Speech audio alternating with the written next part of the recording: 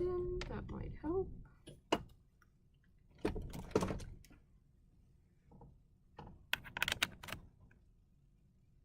Alright, let's see if that's gonna work. Okay. Okay, let's see.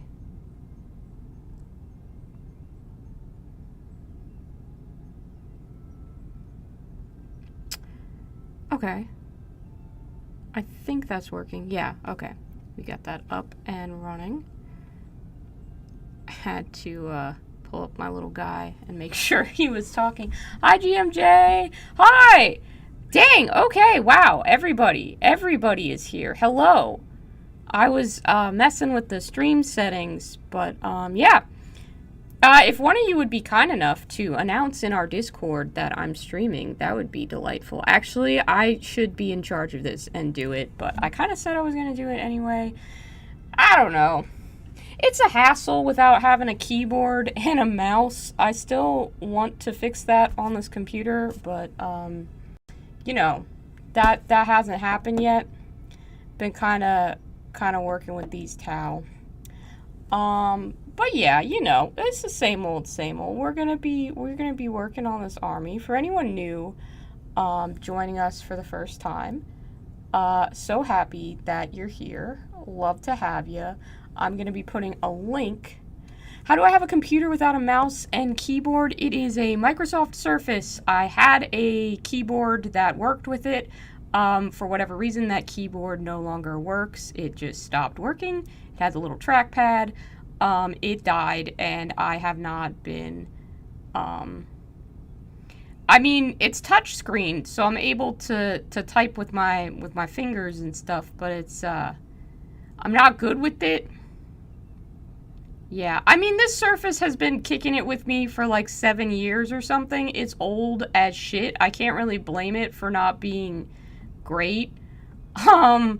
I have like an external keyboard and an external mouse that I can plug into it, but I only have one port.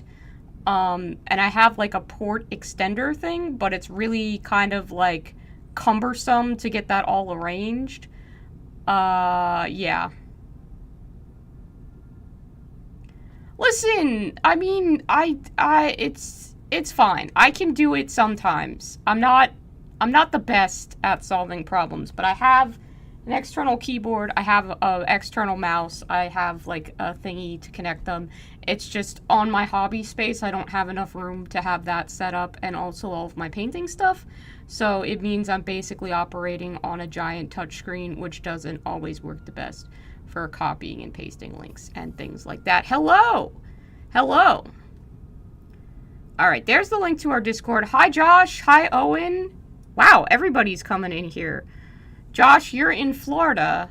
This is only the third time you've watched this in Florida. It should be the 0th time. You're on vacation. Go enjoy your vacation. I know that's to no avail. If watching hobby streams is what you like to do to relax, I'm happy to be there for this one. I won't yell at you, I promise. I just did a little bit, but I didn't mean it. It was a friendly scolding. It wasn't real yelling. Hello, Matthew Blakesley. I don't think I've seen you here before. Welcome. Thank you for joining us today. Today we are going to be testing out different basing options for my Tau. They're key lime pie themed Tau, so I thought we'd do cookie bases for them. And we've got a bunch of 32mm bases that we can test on. And then whatever final scheme we do, we're going to paint on this big one and this one so that my two finished models can actually be glued to them and actually be based and finished and beautiful. We are not going to base with napalm. Good suggestion, not going to take it. Yeah, roasting Fiverr while they paint Tau. Why is that the theme of this stream, huh? Why can't you guys be supportive? Be like, oh man, Fives, that sucks that your computer doesn't work the way that it should and it's kind of busted. Oh no. The Tau I didn't buy. Yes, once again, the Tau I didn't buy. If you would like to see a big picture of all the Tau I didn't buy, It's up on Instagram. I posted it while I was fishing bases out of my cabinet. Let's see. We're gonna need some... I'm thinking cookie bases for these. So we're gonna work with a lot of pale colors and browns. I'm thinking of trying like an Oreo kind of one. Something, and then like a chocolate one, and then maybe like a pale with like a jam kind of thing. So all of that is gonna happen. I think I'm gonna need a sponge as well, and I usually have one lying around somewhere. Achilles keeps stealing them though, so I might have to grab a bit of sponge. Let me see if I have some just in here. Excellent. Yes, I do. Okay, bit of sponge. Bit of sponge, bit of everything.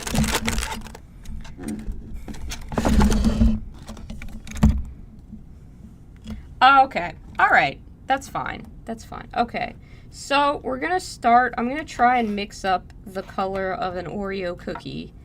And I think, like, I have this matte black and hardened carapace by Army Painter, so I think that's kind of going to be the right color with maybe just a touch of... I should have Mornfang Brown around here somewhere. Yeah, I do. Also, shout out to the grocery store for finally getting Arizona green tea back in stock. They had been out of my life force for several days. I am now once again fully hydrated because I refuse to just... I mean, I have plain water too. I have 2 beverages. I had 3 beverages earlier today because I had hot tea as well. And that's peak hydration right there. Okay, that's enough rambling. So yeah, this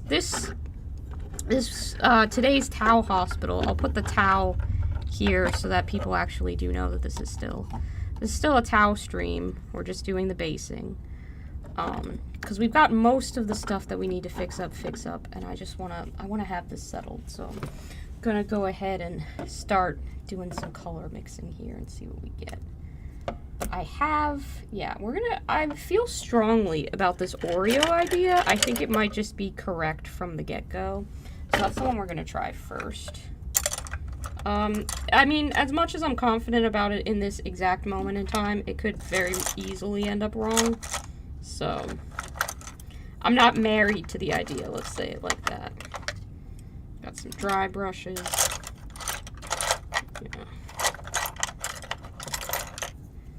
Yeah. Alright, cool. I think, because I'll use some of my shittier brushes. Just for this. Alright. Enough stalling, on with the hobby. Hi and bye to bed. Yes, correct. The Keebler Elf Hunters. I'm not sure how many of my videos you might have seen. Usually, I mean, the name kind of gives it away, but I tend to do, candy color schemes. So the sugar candy miniatures isn't just for, shits and giggles. It's pretty legit. So doing stuff like cookie-themed bases is pretty natural. So they're key lime pie themed Tau overall. I haven't painted up a drone, but I think I have one sitting here so I can kind of show you what the idea is for it. Hello, Atomic Topher. I hope I'm pronouncing that correctly. Welcome. Thank you for joining us. Hi, Carson and Nicole. Welcome to the stream. Nicole, I can't believe that Carson is making you watch one of my streams while you're visiting. That is very Carson of him. How did those kebabs turn out that you told me about? I hope they turned out good. Alright, so I'm trying to get, like, the base color of an Oreo right here, which is kind of like a brownish gray. And that's actually turning out pretty good. I think I need just a tad more black in there.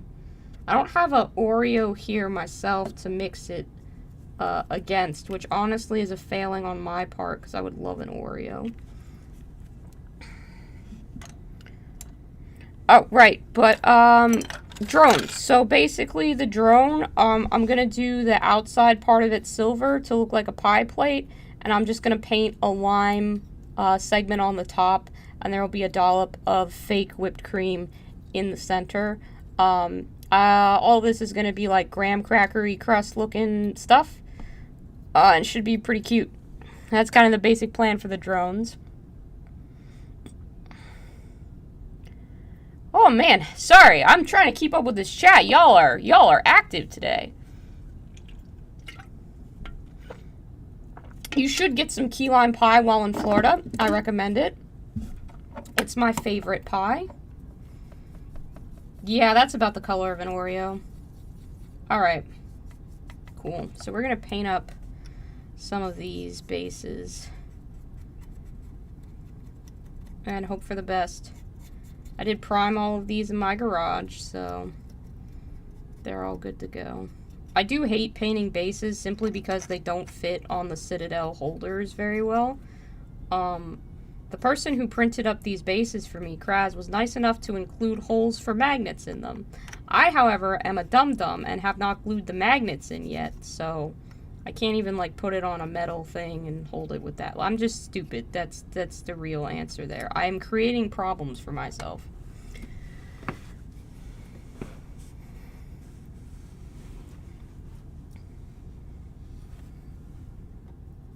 Carcinogenic. Oh man, Poppy, that's a bad one. That's a bad one. Okay. Fivers and anyone in chat. You're building a druid, barbarian, elf for D&D. Accepting names, gender, and backstory suggestions. Interesting. Okay. And you said a barbarian druid.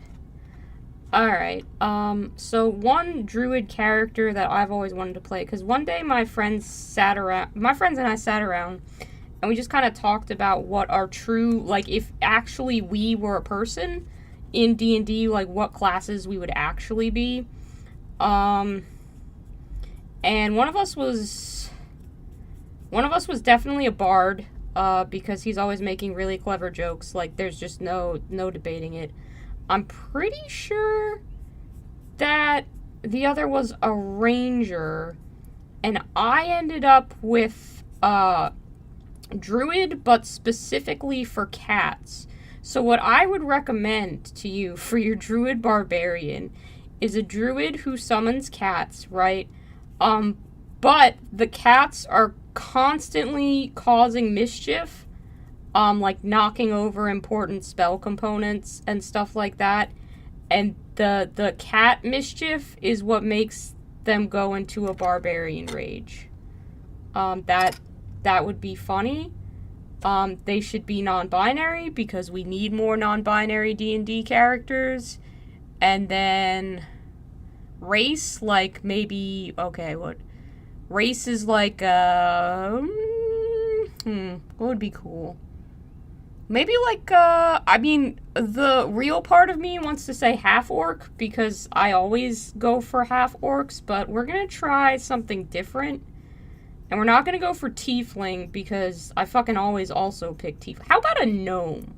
How about a wee little gnome? That could be cute. That could be fun. And then, like, as a name, like, maybe something like old-fashioned would be fun. Something like Winifred, I think could be cool. Goes by Winnie. Winnie sounds non-binary enough for me. There you go. That's my answer to your question.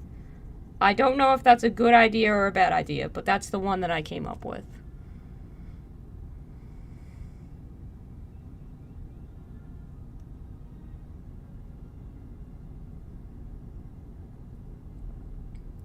Someone have a coin to flip. I don't have a coin to flip, but I can pick at random, and that's about as good. I choose tails.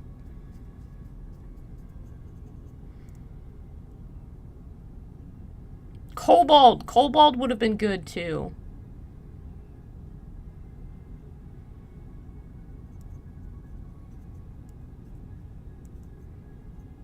Kobolds are fun. I haven't played one, but I want to. Also Dragonborn, I keep wanting to play and then not doing. That's about the color of an Oreo. I'm just painting up a few of these so we have options to test with. We're going to try out a couple other base colors as well. I'm trying my best to keep up with you, chat. I promise.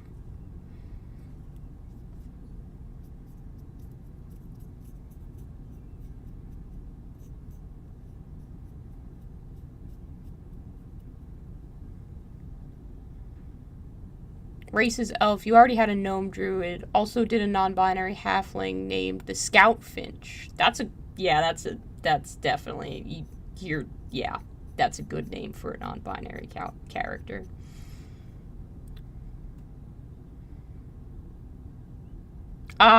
Sorry, Owen. I missed your question. Good luck with your mold lines. I've never removed a mold line in my life. Not because I couldn't do it, just because I don't bother, because I'm a bit of a lazy hobbyist when it comes to mold lines. Could have stopped that at a bit of a lazy hobbyist. I admit I could have stopped that sentence earlier.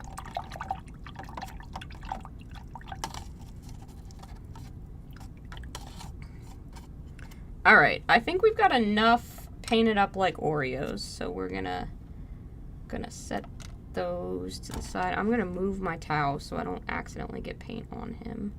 Hopefully he's just gonna loom like here and still make it look like we're doing towel things. We are doing towel things. We're just specifically doing the basing for the towel things. You know, that's fine.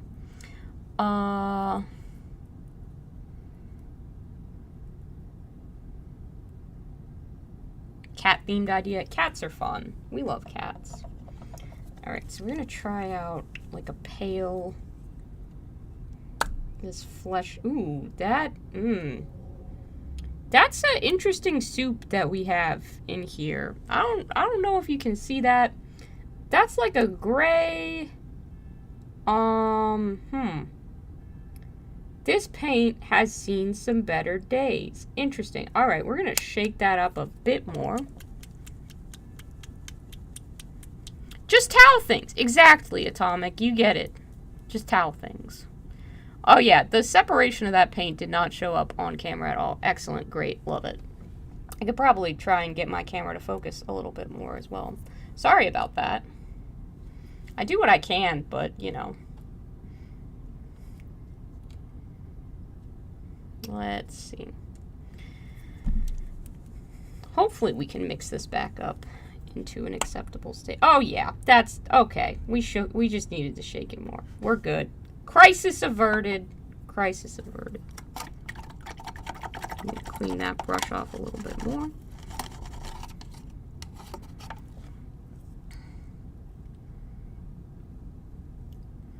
Yeah, you're working with your NIDs. You have a lot of them.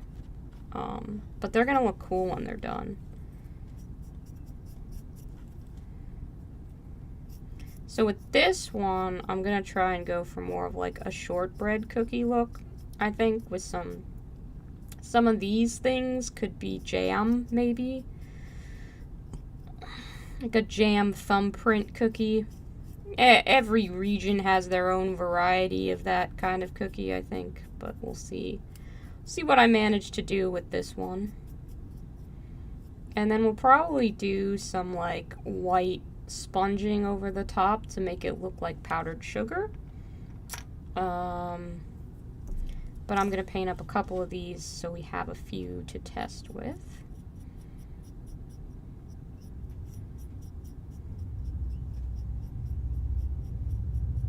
And then I don't know if I'm going to leave it up to you guys to vote on your favorite or if I'm just going to make an executive decision based on what I think is best for my towel. So, you know, I'm saying we, but really it might end up being me who decides things. Sorry, guys.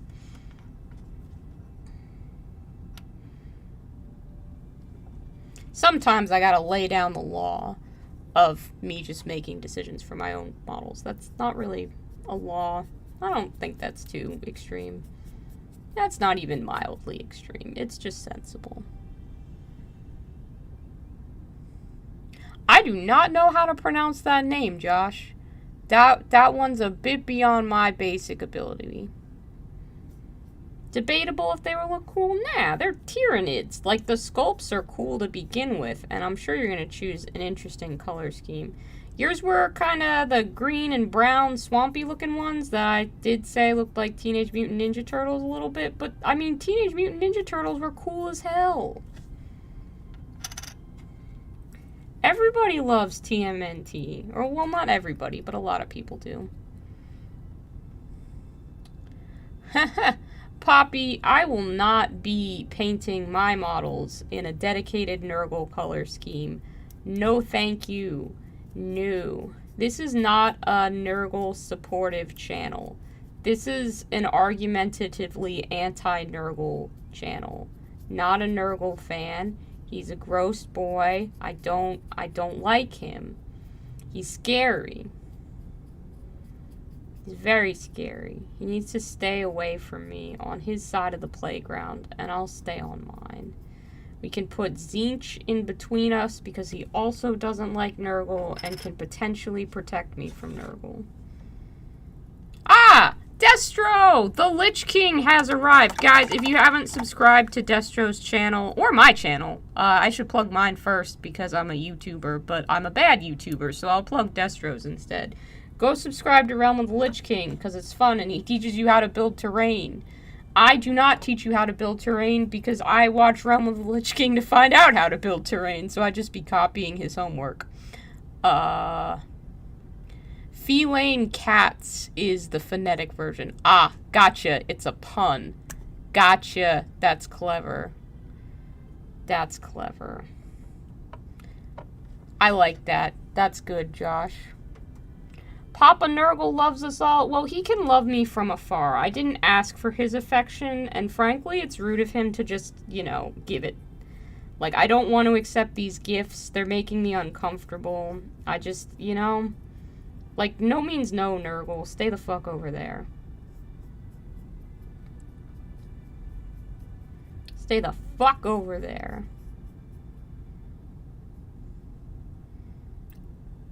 I will cancel Nurgle. Yes, that's correct. I will institute my own god with blackjack and hookers. Oh wait, we already have Slaanesh for that.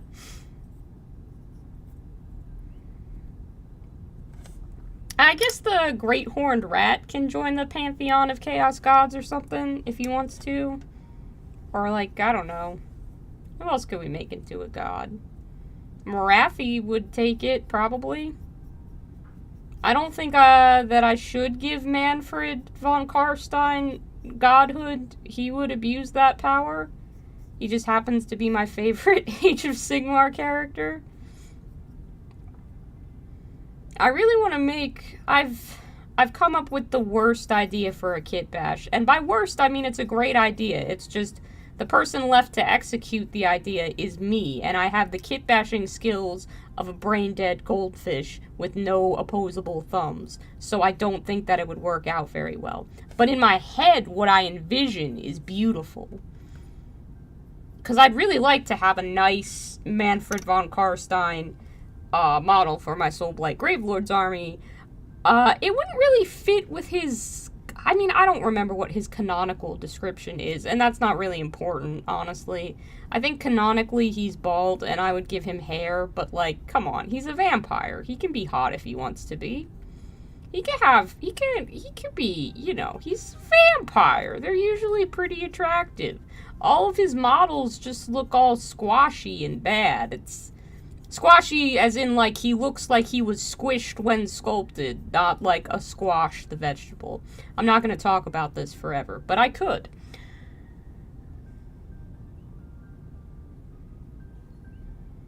You finished cutting out all of your Dungeons and Lasers tiles. That's great. I'm happy for you, Goober. Card game themed Slaanesh army. A Slaanesh casino, I mean, as a concept, yes. As an actual visitable location, horrifying. Absolutely horrifying. It would be, like, immediately my thought is the take on the, like, Percy Jackson had the Lotus Casino going on, where it was, like, a take on the Sirens thing from Greek mythology. I think it was the Sirens. But it was really interesting. So I feel like a casino that Slaanesh traps people at would be a reasonable den of horrors for the Prince of Darkness and She Who Devours to lurk in. To work and lurk in. Morathi would take it, probably. That's not the worst thing I've ever said on stream, but I also don't appreciate you putting that out in a quotation. Thank you for that out of context. Can always count on you for that, Poppy. Every time. Ooh, geez. I said something that could be taken as an innuendo. Let's type it out. I see that. I see that. As a dedicated follower of Tzeentch and the Great Horned Rat, you were okay with Nurgle being cancelled. Excellent. Well, I'm glad I have the support of the Lich King in this coming endeavor. Hashtag cancel Nurgle 2022. Hi, Chris. Welcome. Sorry, I'm bad at keeping up with the chat today. Y'all active as hell, which is awesome. Hello to all of you who I did not say hello to. Chris, I hope you're doing well. Everybody tell me what is on your hobby desk if you haven't told me already. You can see what's on mine, but we're just testing out different bases for the Tau that I'm working on. I'm trying to keep up. Let's see. This is not a Vampire Thirst stream. That is not what this is. Because there would be I'd be talking about different vampires if this was a Vampire Thirst stream. But it's not. That's not the purpose of this stream. This is Tau Hospital, okay? You want thirsty vampires? That's a fucking different stream where I have vampire models to paint. But I'm not painting those today, so it's not happening. Did you just type message redacted? Oh dear. Demons with dual discs. Maximum of 2/5 of the old world vampire bloodlines are canonically hot. Oh god, okay. Destro is also trying to make this into a Vampire Thirst stream. God damn it.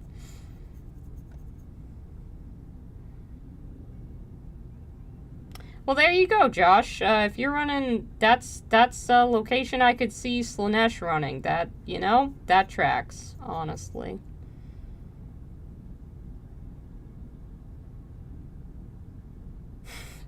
Sometimes your hobby desk is also your sofa, Poppy, and that's okay. I like how you were like, you were talking in the Discord about how you were like, I need to move my charger so that it's with my sofa hobby location or whatever, which I assume is in like a common room area for you. And I do love the thought that I'm just, you know, most people use headphones, I guess, to listen to streams. But if I'm just there, hello to all of the roommates that can hear me. Hope you're having a nice night, too. Alright, so we've got base coats on all of the bases, which is good. So we can test out a few things with that. I'm going to grab my other finished Tau model and bring him over here. So I'll be right back.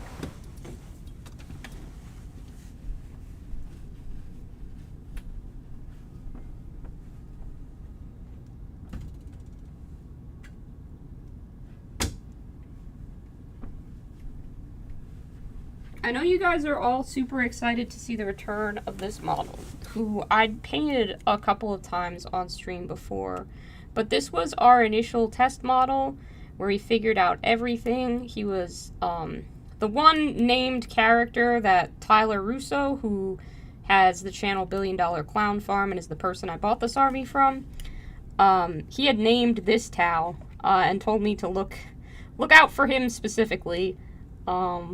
So this is Commander Bojangles, which is a name that I just love, and he's one of the goodest boys in the army apparently. So he's special, and he was the first one I painted up. So yeah, I'm excited to transfer him onto his new base once we've got that painted up, and finally be able to mark him as complete. It'll be nice to have finished models to check off. Jesus, oh my goodness, there's so much to keep up with. Also, it might be. Yeah, well, Josh, that tracks too. That tracks. Well, I mean, vampires are the specific Strigoi and Crotch are very much non-hot. I definitely did not pronounce those correctly. Your flatmate has come. Hello to Poppy's flatmate. I'm glad that I'm a presence in this household. That makes me feel special. Ooh, you got home from playing a song of Ice and Fire? Did you win? Yeah, my painting ability is often the more prominent one, as opposed to my ability to actually win games. I wish it was a more kind of mid-ground, like, I lose most of the time, the majority of the time, but you know. On the desk tonight are a couple of cards you're putting the final touches on for Gaslands. That's awesome! Nobody wins in the Game of Thrones. Apparently not. Apparently not. Oh, do you guys want to see a sneak peek for a new video that's going to be coming out?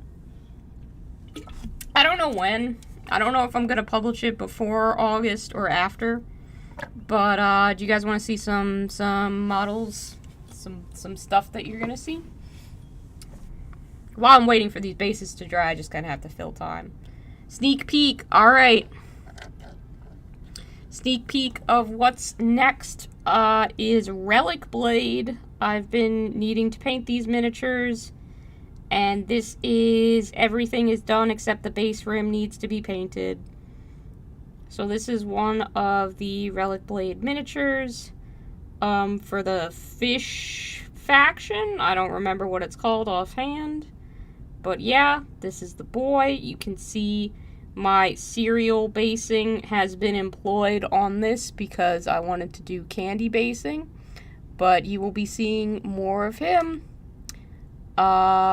It's not the best sneak peek in the world, but yeah, this is a final model, and I'm not gonna put my camera anymore in focus because you'll have to tune in to get the details. That's promotional, right? That sounds good.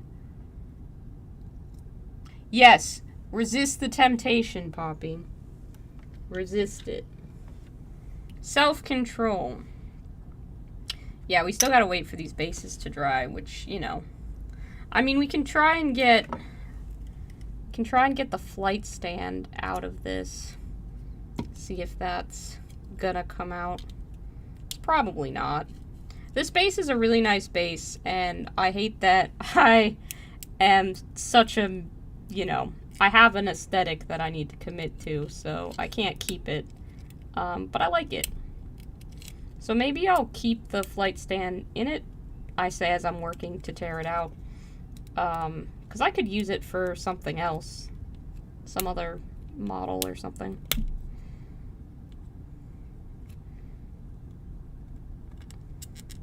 Yeah, it's pretty fixed in there. But I have other flight stands, and I could probably just... Ooh, I could probably just cut it. And I'm hoping that the plastic for where the magnet goes, I'm hoping it'll be thin enough that I can just kind of punch through it and do basically the same thing as was done on this one. Let me see if I can find my clippers, because if I could just kind of cut this base off.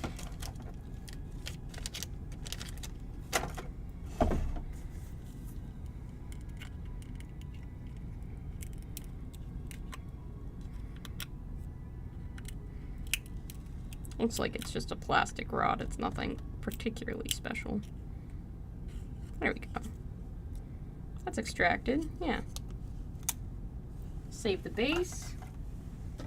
And then I think we can probably... Oh, yeah. We're definitely going to be able to punch through there pretty easily. I just need something vaguely sharp, and that'll do it. And then he'll be able to go on this base. It'll be great.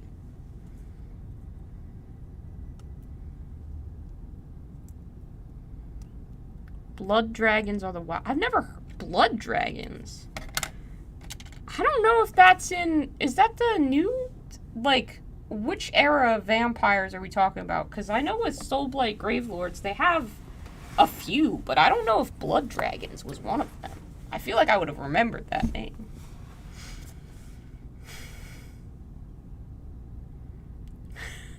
Don't use a power drill at 2 a.m. Oh no.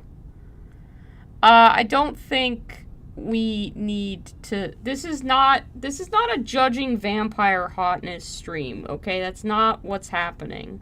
Because then people are just going to send me photos of vampires that they think they're hot, and they're going to be like, Fives, do you think this vampire is hot? And then I'm either going to say yes or no, and to some that will be the correct answer, and to some that will be the wrong answer. And then there will just be a discourse about the attractive level of various vampires.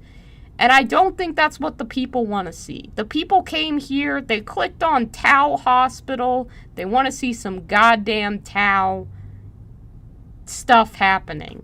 Instead, they're getting me painting bases that look like cookies, but you know what? It's related to Tau. Vampires and Tau are not related at all. Ah, okay.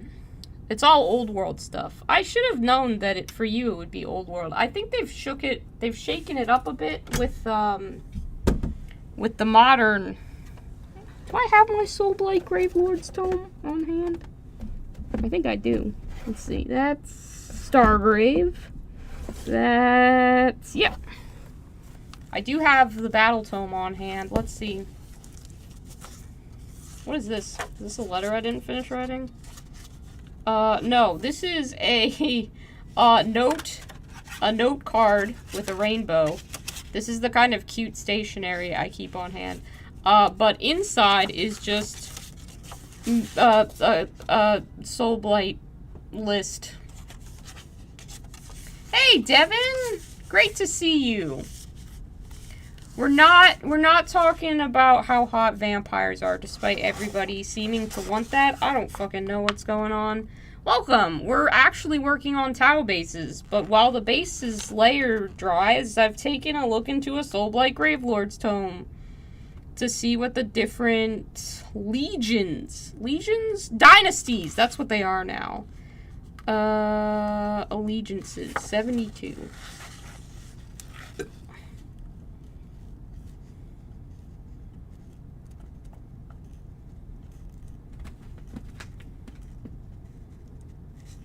Oh, that's in, like, the technical section. We need the lore section. That's where all the pretty pictures are.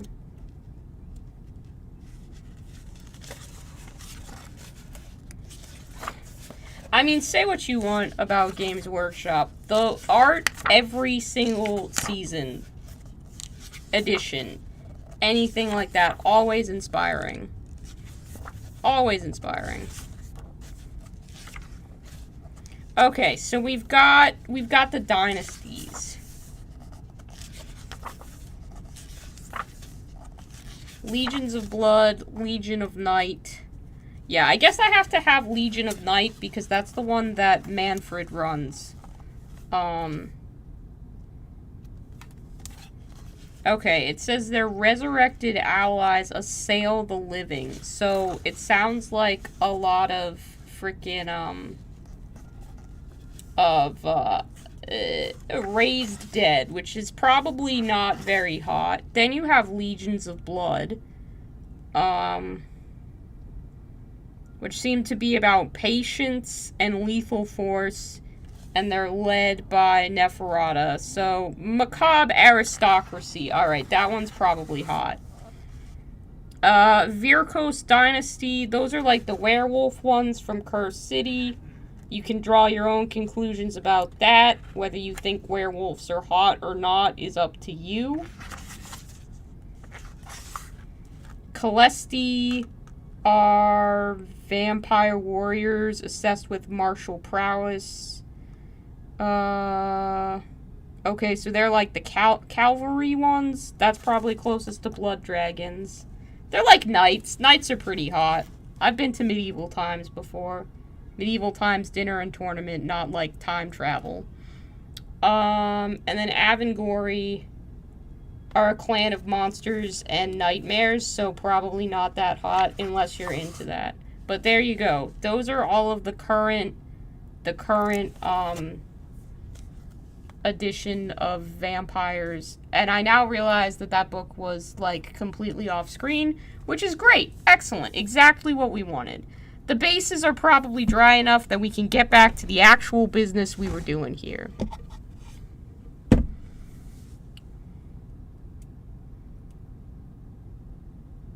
Well, Destro, I mean, you could change that. Like, I had previously been like, I don't really think Space Marines are all that cool. And then people were like, learn some things about Space Marines. And I did. And, like, you know, some of the lore is interesting. I think it's interesting. I have had my perspective changed a little bit. There's some good stories to be had there. There's some interesting things going on. So maybe give Age of Sigmar lore a little bit of a try. Hottest Tau is also not going to be the topic. We're not talking about the hottest anything. I don't feel like I should have to say that, but apparently I do.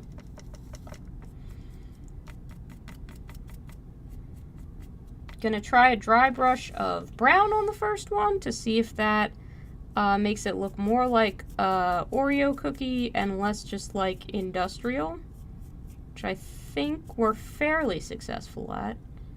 That looks about right. I just don't know that it's going to read as an Oreo cookie to, frankly, anyone who doesn't already know that that is the point, which is kind of what I'm worried about. I'm also going to try just like a lighter gray on this one. And we're going to try painting these dots and things a little bit differently, so I have a couple of ideas and we're going to see what works.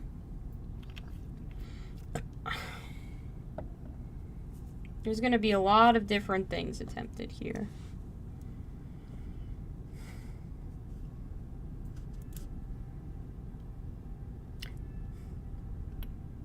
Thanks, Owen. You have a good night.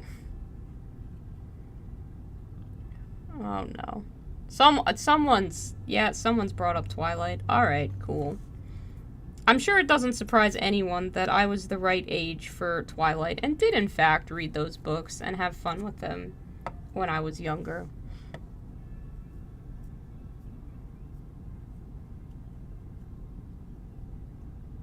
Bella's dad, MVP. I feel like that's a very Destro take to have on the situation, honestly.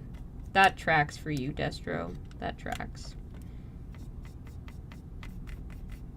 You had to put up with a lot of crap. I haven't read Twilight or really interacted with it in years, but I do remember vague things from the books sometimes, and it's like a highlight reel of, yikes, that was a little problematic. You cannot see any of that, the gray on that, so that's definitely, we can rule out that as a color. We're going to try dry brushing with a different color.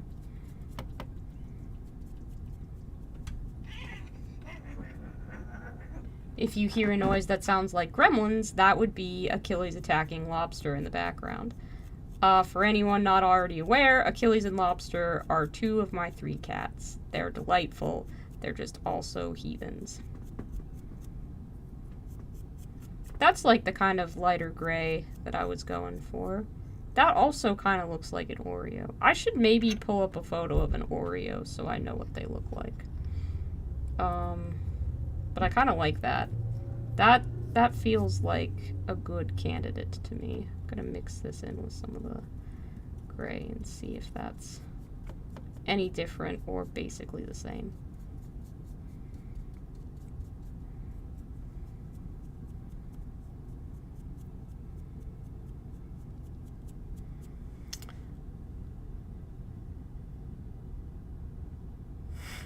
It's a blue blood, you have to contest the idea of aristocracy being hot.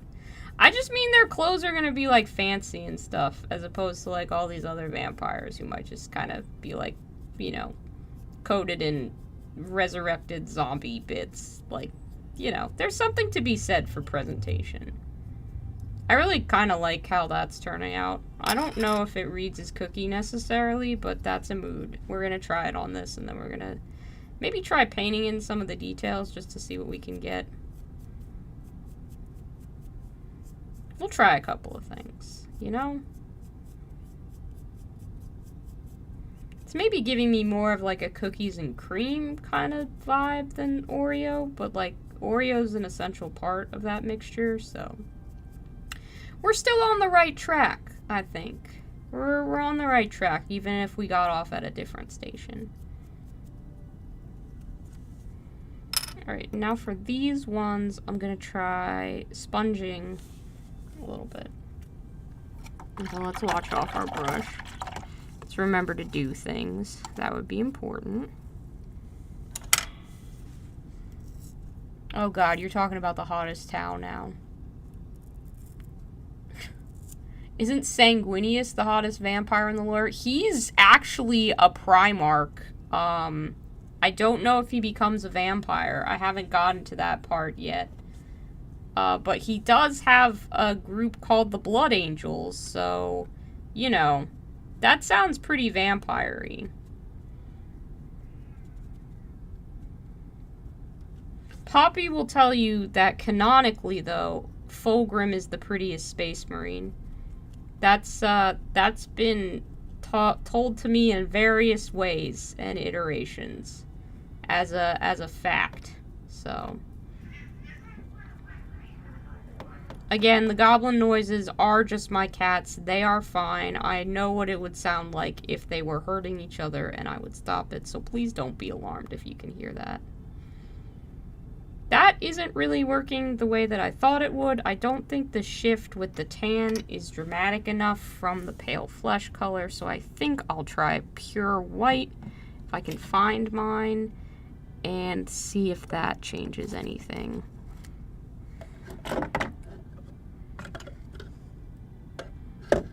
I recently rearranged all my paints, so of course that means I'm not able to find the ones that I need when I need them. If you've ever rearranged your paints before, you know the struggle.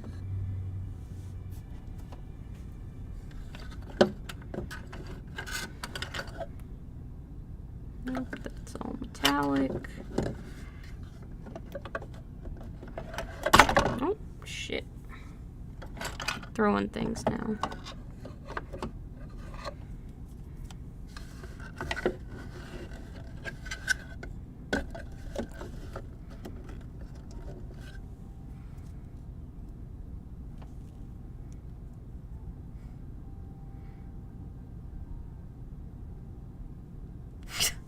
Devin, don't say them. He has hot old man vibes. What the fuck does that mean? No. How did we get here?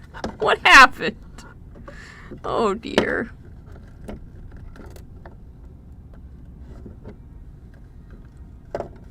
If they got the drip. Oh dear.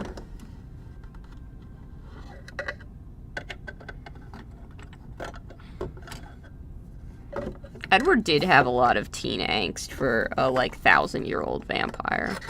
You are late, but welcome.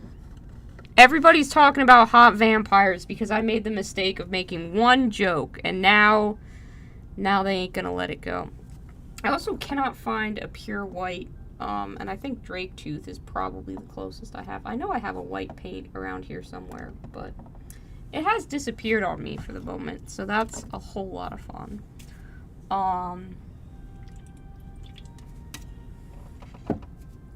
We'll try some other stuff. We can try this on the chocolate one. Yeah, that kind of looks like powdered sugar. That's more of what I was thinking.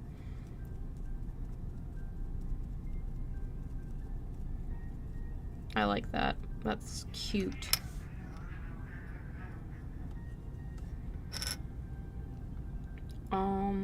Maybe... Did I have skeleton bone? Maybe we can try Drake Tooth. I think that was a different color. If it's the same color, then fuck me. Nope, it's a different color. Ha, I win. I'm right. I knew what I was talking about.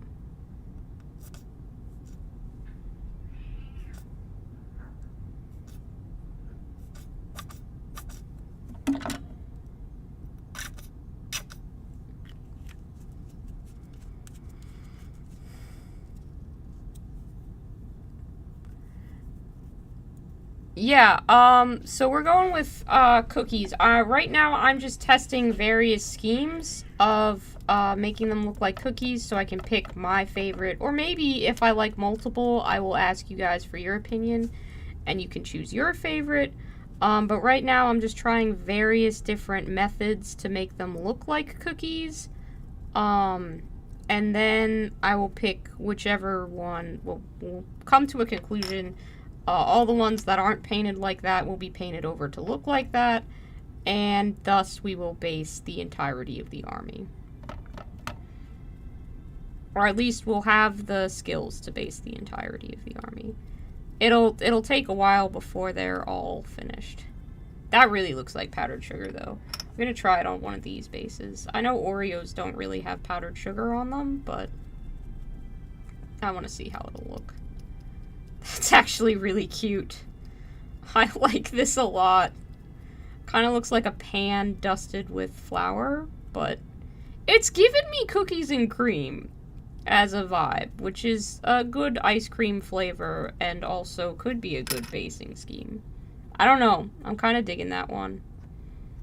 I hope you guys are starting to form opinions. I want a heated debate about what kind of cookie base we should go with. I'm gonna try some of this brown. I think the sponged effect is really strong, so I think I'm gonna stick with that as opposed to dry brushing.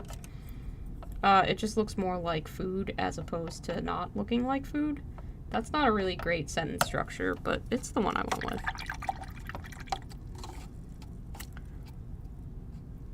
Unless you like snake people. Who doesn't? I'm sure there are people who are not into snake people. Let's not judge them. Oh, you did send me Deck Tan. Should we try Deck Tan? I got that one. It's right here. I've got Deck Tan. You know what? Good call, Destro.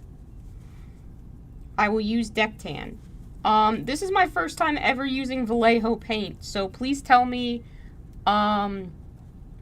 actually not Achilles attacking Hector, it's Achilles attacking Lobster. I'm sorry to ruin your history dreams, Josh.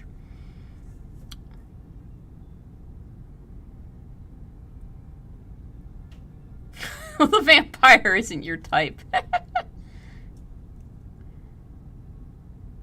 Yeah, it does look like the cream that got ripped off an Oreo. That's exactly the vibe. Alright, so this is Vallejo's Deck Tan, which Destro says you can't be a good person unless you own this paint. Ooh, okay. Alright, it's a little soupy.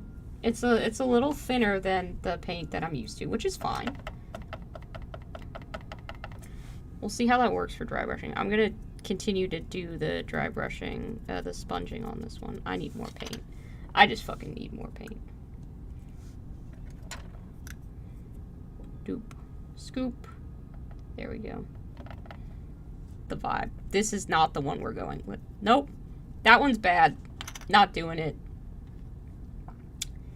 That one's a no. We've decided there. That's a firm no from me, dog. Okay, let's try Deck Tan.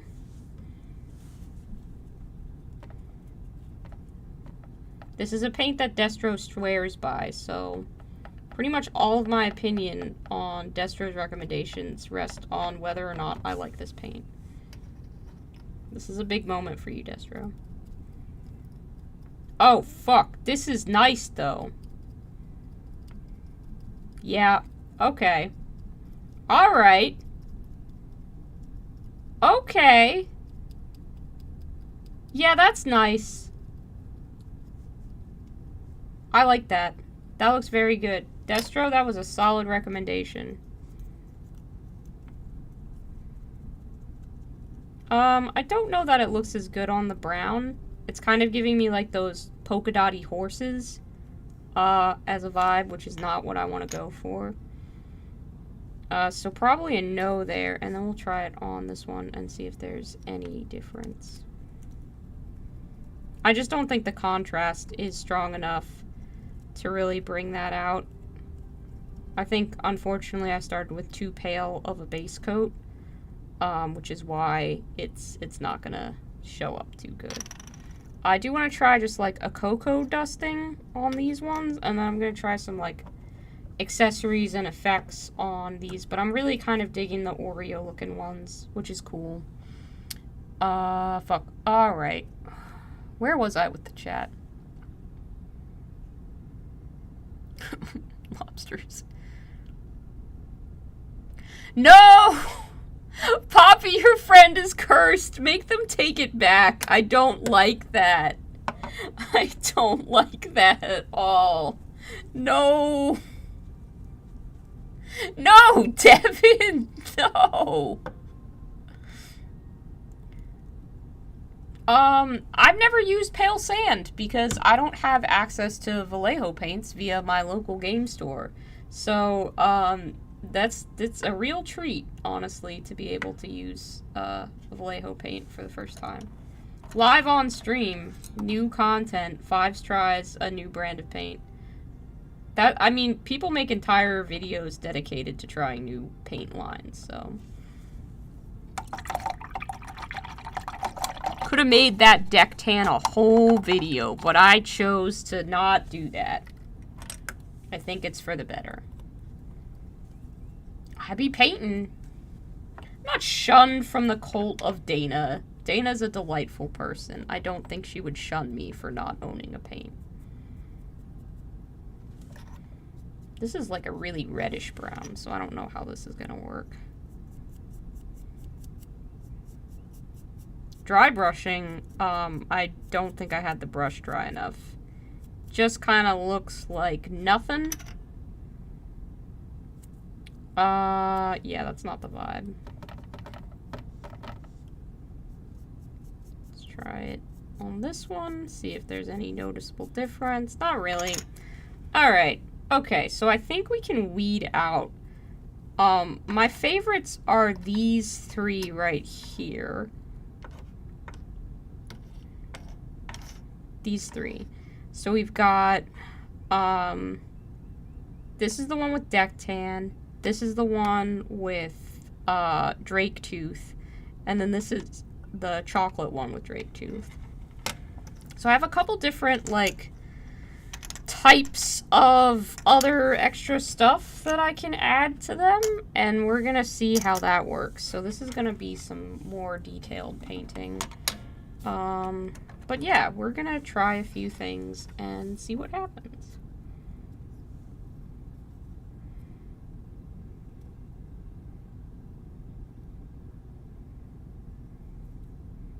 So just everybody bear with me while I start painting details on these bases. You know, because the real way to get basing done efficiently is to add more detail to what was a simple enough to complete task.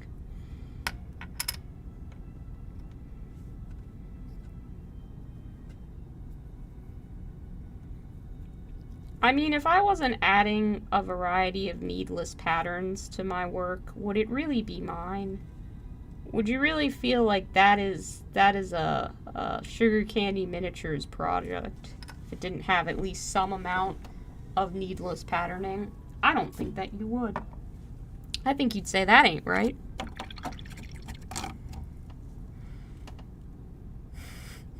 You asked Dana? No one's being shunned.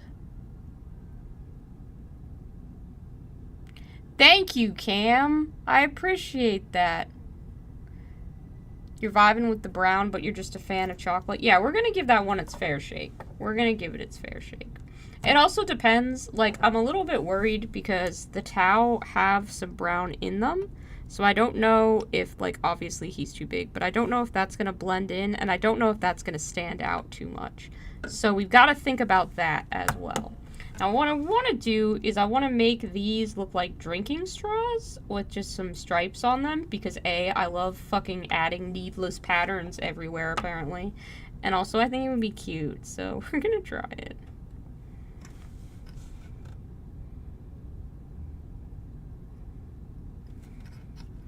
Now, keep in mind, I haven't put a wash on any of these. And frankly, with this one, I don't know if I intend to, because I just kind of like how it's looking so far. With the chocolate one, I think I might throw a wash on there just to see what it looks like.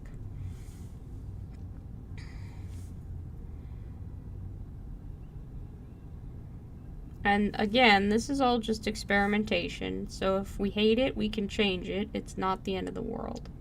I'm saying that in equal measure to you, the viewer, and to me, myself, who is watching this tragedy unfold. I don't think I have picked the correct paintbrush to paint details with, but it is the one that I picked up, so it's the one I'm going to suffer with. It's pretty raggedy.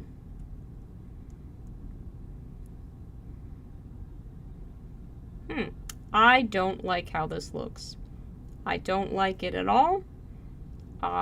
It looked good in my head. I don't know if maybe I'm not painting the stripes very well, or if I just genuinely do not like it now that I have seen it.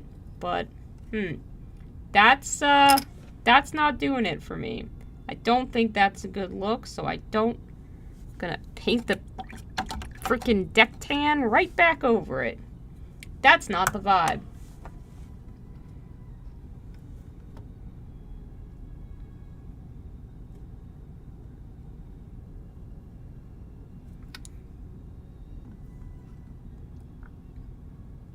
This is how you learn what you do and don't like. If I hadn't painted that, I wouldn't have known.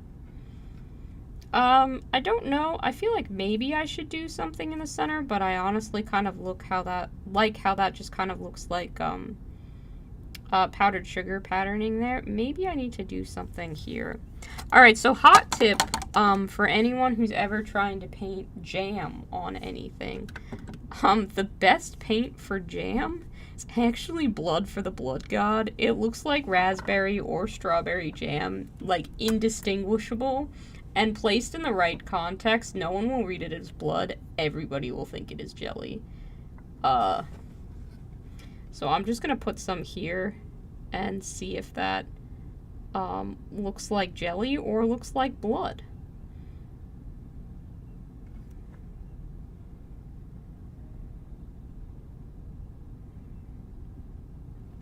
I don't know that the base needs to have jelly on it, but it could. Ideally for using it like jelly, you don't let it get too thin. You really do just kind of want to glob it on there, because then it will look more jelly-like as opposed to blood-like. I don't understand the science of how the blood to jelly ratio works, but yeah. I'm just going to kind of fill in some of these other areas and see if that continues to look like jelly. Which it does. I mean, some of you might see this and go, that's blood. I see this and I'm very much like, that is some raspberry jelly. Does that say more about me as a person or you as a person? Who's to say? Who's to say? I did just grab that with and wipe that off of my hand, so I'm gonna look like I'm bleeding. Good fucking job. Excellent choice, Fives. Excellent choice. I'll check on you in a minute, chat. I swear, I just want to get this jelly blood put in there. See, that side is thicker and definitely looks more like jelly. This side is a bit thinner and definitely... Oh, shit. That's way too much. And then maybe I'll just do a little... I don't want to do a jelly river down the middle because I just like how that looks. Maybe this kind of looks like a weird face right now. Weird mask. I don't want it to look like a face, but that's kind of an idea with some jelly. I'll try jelly down the center of this one.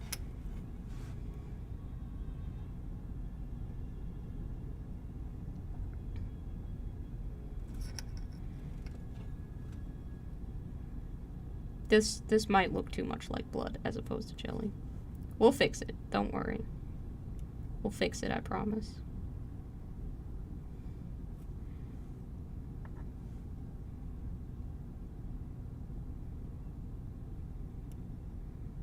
Sorry if anyone has problems with blood. I promise you this is paint. It's also jelly. It's not blood. Just remember this is jelly.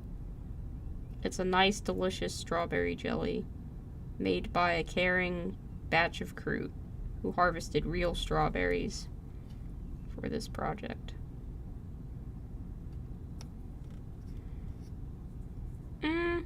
I don't love it.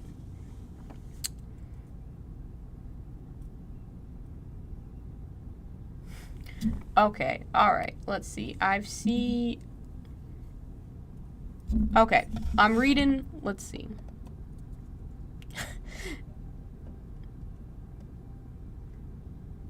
Swear off Oreos because moral stuff. That's fair.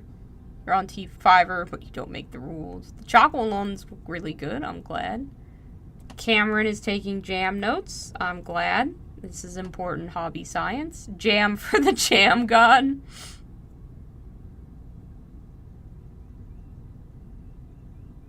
A Candyland themed corn army? Oh my gosh, do it! Do it, do it, do it. Atomic, please do it. Join us on Discord so I can follow the progress. I want that so bad. Like, I've talked about wanting a corn army that I'm not gonna buy, like, every fucking day on this channel. Let's see, because, like, this is really... I was thinking of doing a jam thumbprint cookie with these ones, because they have, like, the vibe. That's just gonna look like blood. That needs more jam. But you should get a Candyland-themed corn army, and I want to see it. I would love that more than most things on this earth. If you don't have Discord, I have Instagram, and you can tag me on it, and I'll, like, share it and stuff. I really just want to see, like, the most unhinged corn... This is bad. This is terrible. I hate this paste so much. No, we're not doing that. With this chocolate one... Do we need the jam? Like, is the jam helping or hurting? Because I honestly can't tell. Sometimes, like, here it looks good. It doesn't look good there. I don't like it down the center. So maybe just in, like, these square bits.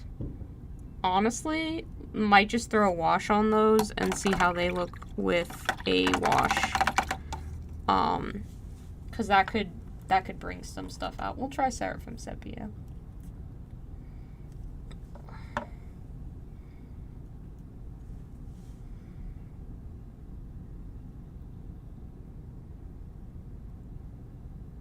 You want to take your kit-bashed mermaid with a sack of eggs on his back and paint it like a cherry pie. Bro, that was a hell of a sentence to read. Honestly, would also love to see that. Never used Blood for the Blood God. It's a great paint. I don't really understand how it works, but it's going to dry and still look wet and shiny, so it's quite nice. Used to be the only red you had for ages. Cherry thumbprint cookie bases. That was kind of the idea. Scones for the scone throne. Lord Licorice at the very least. Okay, yeah, we can try a purple. Let's see, I've got Xeris purple here. You want to try a grape jelly? We'll try grape jelly. I mean, the correct flavor when eating, in my opinion, the one I like, is definitely, strawberry. But we'll see. We'll see what happens. I've never tried making a grape jelly before. So we'll do that. Now, I don't know how the red pigment is going to react when introduced to the purple pigment. So, just, you know, don't get your expectations too high. But we'll test this out here. I'm going to put a little bit of that. There. Alright. Probably need a little bit more, but we're going to just make a very small batch of grape. We're going to try to. I think it might turn brown. That's honestly what I think is going to happen. Oh yeah, we're going to need more Blood for the Blood God to see if that works. My honest opinion is that it's going to turn brown. But I want to see what happens if we make it purple.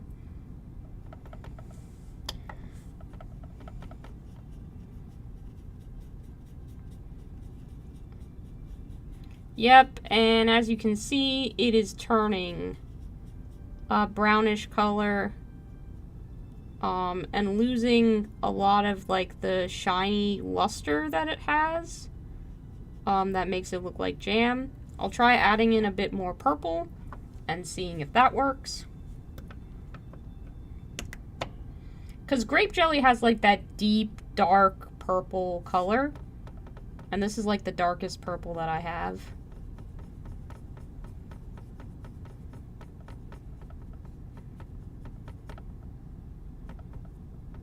Honestly, it just doesn't have the same shine to it that the Blood for the Blood God has. It kind of loses all that when mixed. because it's just kind of like a flat color now, like a regular paint that has it's like a purple with a slightly red tone. I'll paint it on the base so you can see the difference.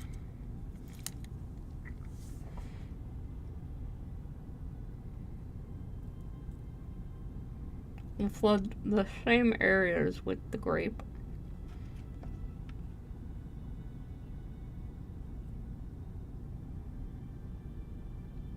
It has like a similar shine, I guess, but it doesn't have like, there's a transparency almost to the Blood for the Blood God that gives it some kind of depth where you can see to like the degrees of different blood layers. And with the grape that we've made here, it doesn't have that same transparency to it. I'm trying to apply it in as equally thick a layer to give it all the chance in the world of looking good. It does look like grape jelly, but not as much, in my opinion, as the red out of the jar looks like strawberry. Like, this just kind of looks like we made the color of grape jelly, but not the properties. Because that's just like a bar of solid purple, as opposed to that kind of having texture and nuance to it.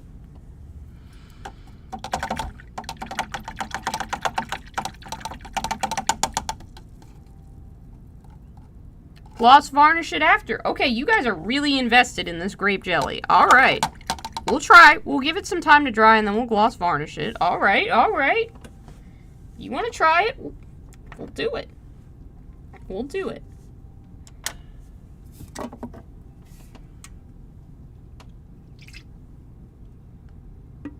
Oh, that sounds fun. Blood is measured in liters, not legions. We could try adding a bit of blue. Probably like, I guess like a Cantor blue, maybe we could add a little bit of. Like you want to try mixing not the red with, the red not with a pre-mixed purple, but with blue. See, the thing about this is Citadel paints aren't made with single pigments, so like the mixing that you learned in art class doesn't necessarily apply to these paints because they're a component of several different color pigments, not just one, which is why if you mix this red and this blue, it's activating on different pigments and giving you gray. It's not going to give you purple. Purple is an extremely difficult color to mix up, even just with single pigments. It is a hard color to get right. It's finicky. It's why purple dyes were reserved for the rich, because it is hard to get a good purple dye with just blue and red, as opposed to whatever material you can use to make an authentic purple. Like this is just going to turn into a kind of grayish, because there are multiple pigments in the red and multiple pigments in the blue. And I'm not a color, like I've taken color theory classes, I have an art degree, but it's going to be very, very difficult to get a good purple without like working very hard to make the right ratio. Additionally, every time you mix another color into the Blood for the Blood God, it does change the property of the paint, and that kind of glossy and transparency effect is what we want to preserve for it to have that jam-like appearance, which is going to be hard to achieve even with just a gloss varnish, because you won't get the kind of layers of red that you get with Blood for the Blood God. I don't know how the pigment particles are suspended in the medium that makes it look like blood, but I don't think it's as simple as mixing in other colors.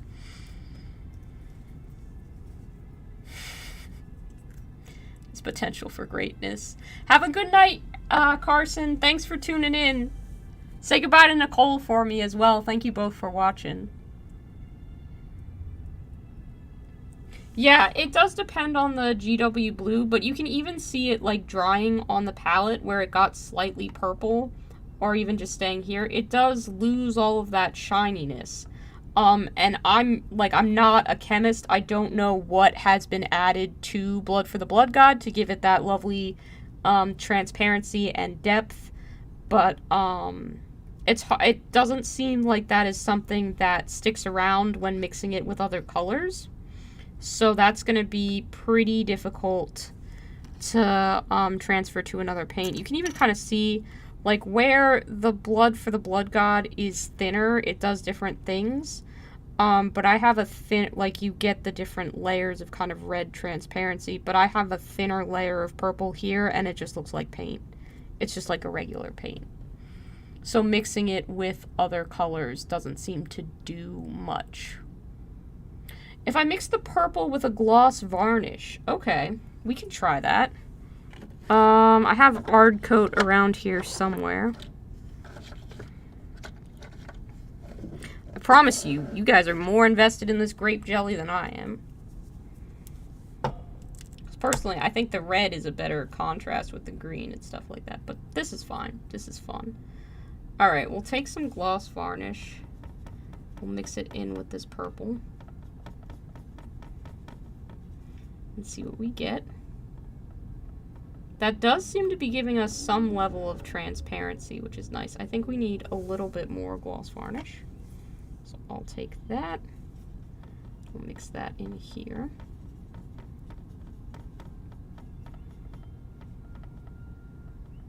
It is giving us something. It's definitely creating a flavor.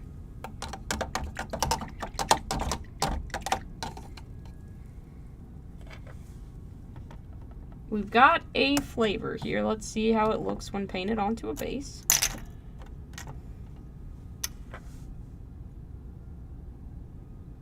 Oh, that's given us some transparency. Okay. All right.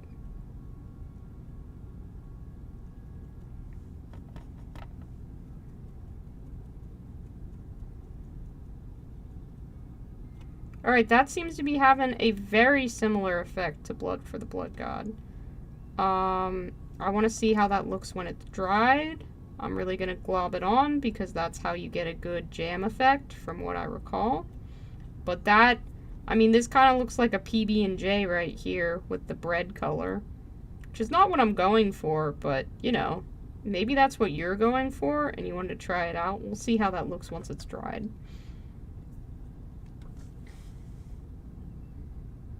Hey! Outback Minis and Terrain, thank you for dropping by. Nice to see you. I remember you commenting on the Clown Collab video. So thanks for joining one of the streams. It's good to see you. Is it getting flavor blasted? This is not goldfish, but, you know, maybe just a little bit.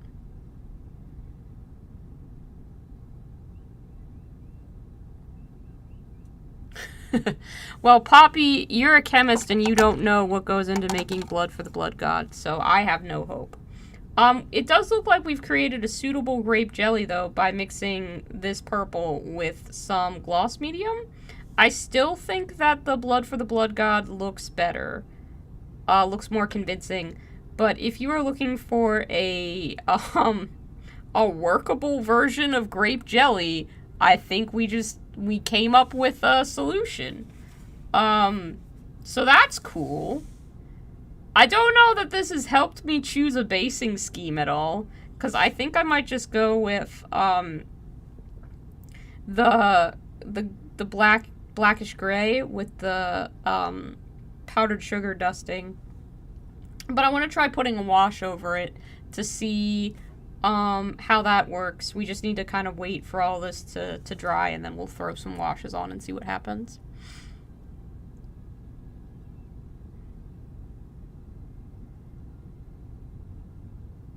Oh, interesting. Orc Doc, that's an interesting theory. With the sugar. My cats try to attack all of my minis, but that's just Achilles. Tau Test Kitchen would have been a much better freaking name for this. Oh, is it too late to rebrand? Can we be Tao Test Kitchen now? I want to change the name. We're changing the name. This is, I'm doing it right now. Hang on. I can edit this live. That's so good. I'm stealing it. That's so good. Tao Test Kitchen. I'm gonna go back. I'm gonna change the name of all of the episodes. Not now, but later. This is now Tao Test Kitchen Part 4. Excellent. Beautiful. I love that. Yep. Save. Ha ha! Changes saved. I win.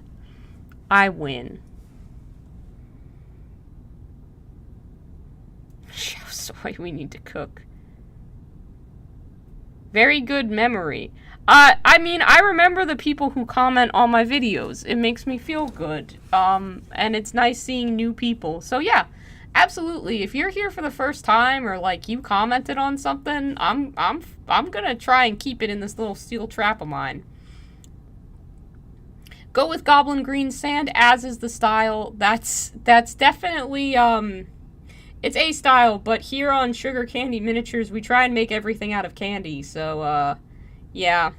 I literally have, like, little candy effects that we can add as well. I don't think I'm gonna use any of them, on this particular one. But I've got some, like, cake sand dust that we can use. I know I got some sprinkles in here somewhere. Got fake whipped cream. Yeah, I got some little tiny sprinkles. You know, just random stuff to make stuff look like candy. But, yeah, I don't think we're going to be using any of those on these bases. I want to keep them relatively simple because I have a lot of Tao to base. A lot of Tao to base. Blood for the Blood God is always going to look wet. So I always am like, it's not dry yet, but we're going to try. That is still tacky. It now has a nice fingerprint, so authentic jam experience. We're going to give it another little bit to dry. Sorry that so much of this stream has been waiting for paint to dry. I know that's very exciting. I've also got, like, these, and, like, I'm putting these little fake whipped cream dollops on the Tao. Like, he has one on his little head. But that'll help them look like key lime pie. And comparing, I think they look better on, like, they stand out more against the gray bases. They blend in more with the brown ones, so I guess to some degree it depends on whether you want the bases to stand out a little bit, or blend in more. So that's a decision that I have to make as well. It really is. But I'm gonna wait until I put a wash on them and see what that changes. Tao have an Eastern theme. Why not reference some Eastern desserts? Well, I did already decide that he was going to be, that they were going to be key lime pie themed because that's my favorite dessert. And I have to match them with these pre-painted ones simply because the person I bought the army from asked that I don't change the paint job on the stealth suits too dramatically. So I had to choose something that neon green would work with. Key lime pie was what I landed on. We'd been through quite a few different ideas, though. So don't think that was a choice easily made, because I assure you it was not. And then Eastern desserts, frankly, I just don't have as much familiarity with them. So doing something like a cookie is going to be more universally recognizable, at least in the hobby sphere I frequent. I know I could try and do something like a matcha cake, but that's like gonna just look like a green base.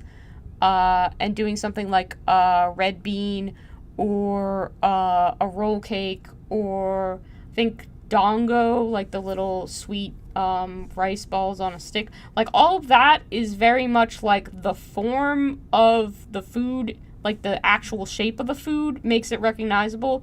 These are flat bases. It's going to be hard to make something like that recognizable. And most of their colors are like pinks and whites and greens. We already kind of have white and green as key colors on the towel. So I don't really want to introduce something bold like pink for all the strawberry desserts. So it's going to be easier to do something like a cookie which has a flat shape. That's just going to read better in the end. A lot of stuff is, like, there are foods that I would love to be able to do an army inspired by. Genuinely would love to find a way to do a spaghetti and meatball themed army, but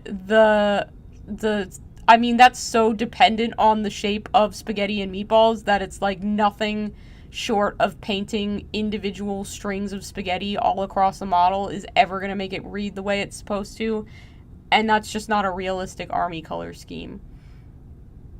Sculpting some crust for your bases would be cool, and have them standing on pies. That would be fun as well. I do have, however, over 200 Tau models to base. And again, I just kind of have to go with what is realistic.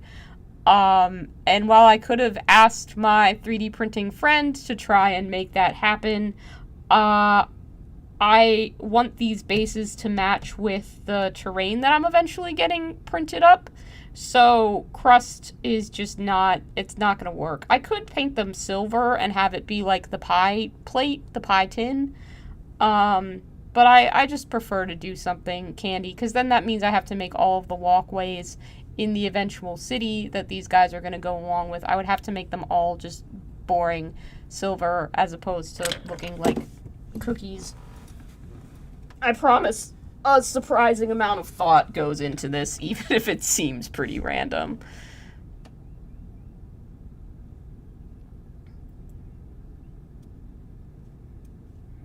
How Eastern are the Tau, really? The battle suits are kind of similar to Mecha, but a lot of those mechas kind of... I don't know. I don't know, Devin. I'm not a worker at Games Workshop, so I couldn't say where the influence comes from. Oh, Keegan, that's a good idea. Corkboard does already look like graham cracker crumbles. That's a mood right there. That's a thought. That's a thought that I'll explore.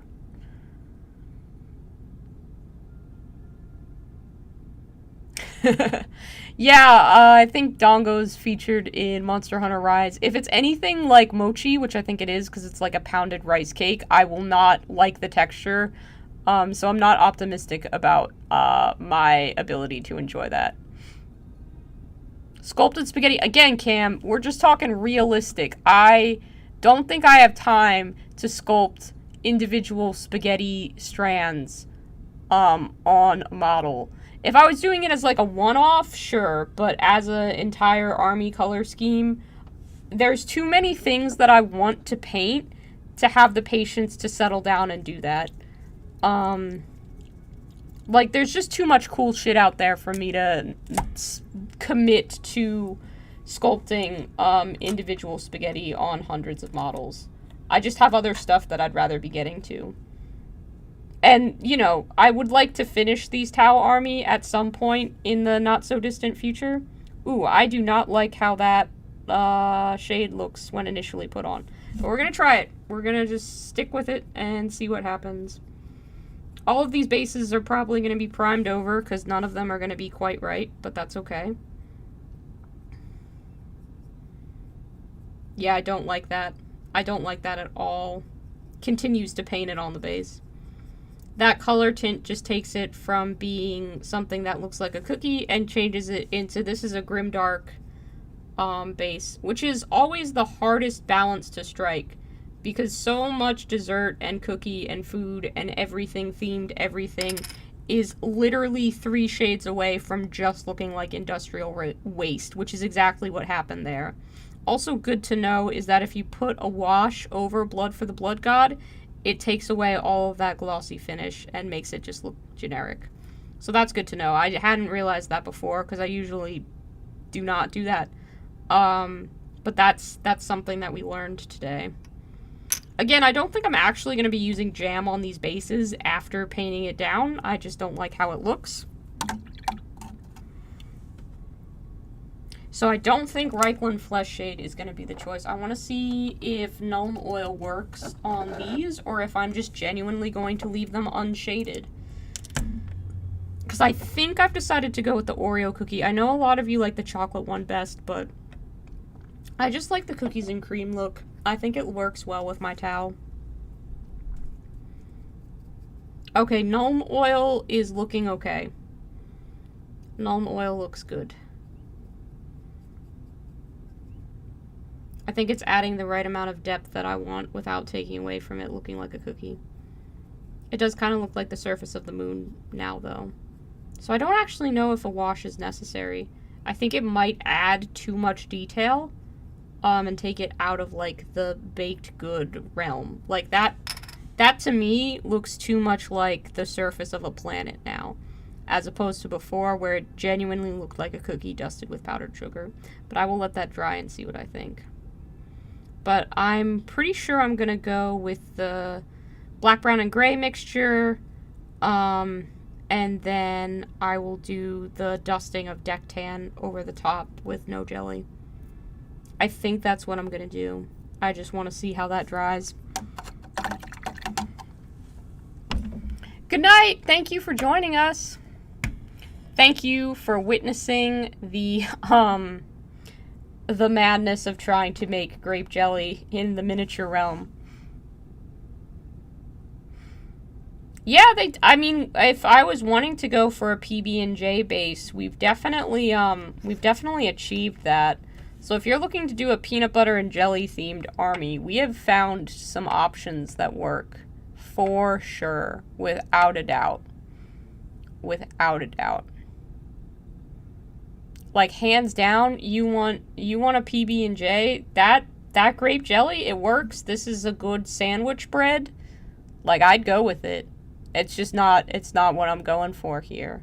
I'd have to repaint all my towel to look like PB&J, and I've pretty decided on this key lime theme.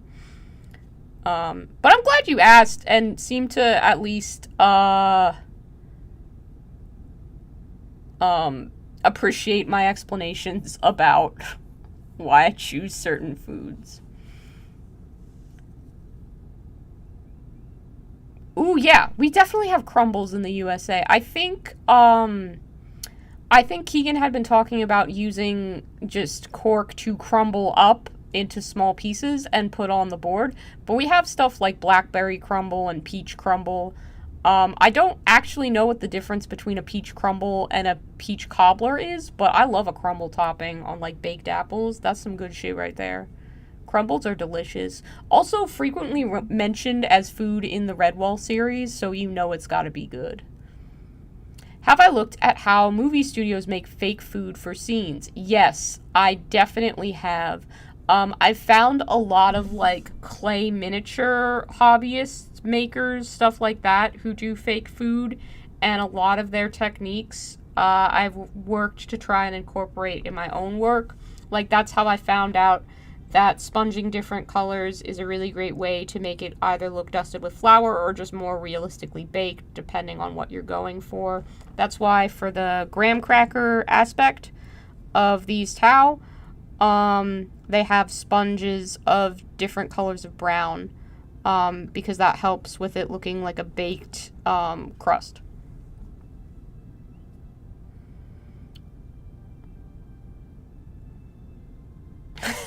Just get a Play-Doh squeezer and put green stuff through it? Easy new. That's intriguing. That's actually a really interesting thought. I kind of like that. Orc Doc, that might be worth trying out. If you'd like to support me in buying a Play-Doh Fun Factory to make spaghetti for my future armies, consider supporting me on Patreon or buying me a Ko-fi. On coffee, I don't know how you're supposed to pronounce that. But thank you for the suggestion, Orc Doc, and the shameless segue into self-promotion. I appreciate that so much. Is that the rule? Cobbler has a crust and crumble doesn't? Devin, have you never had a peach cobbler and or crumble? They're so good. You should have them. They're delicious.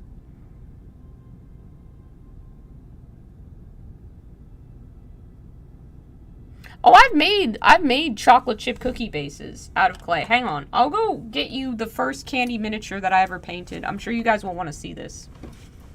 I'm sure you guys will want to see this. Put it on a wish list and you'll buy me a Play-Doh Fun Factory. All right, we'll see. We'll see about that.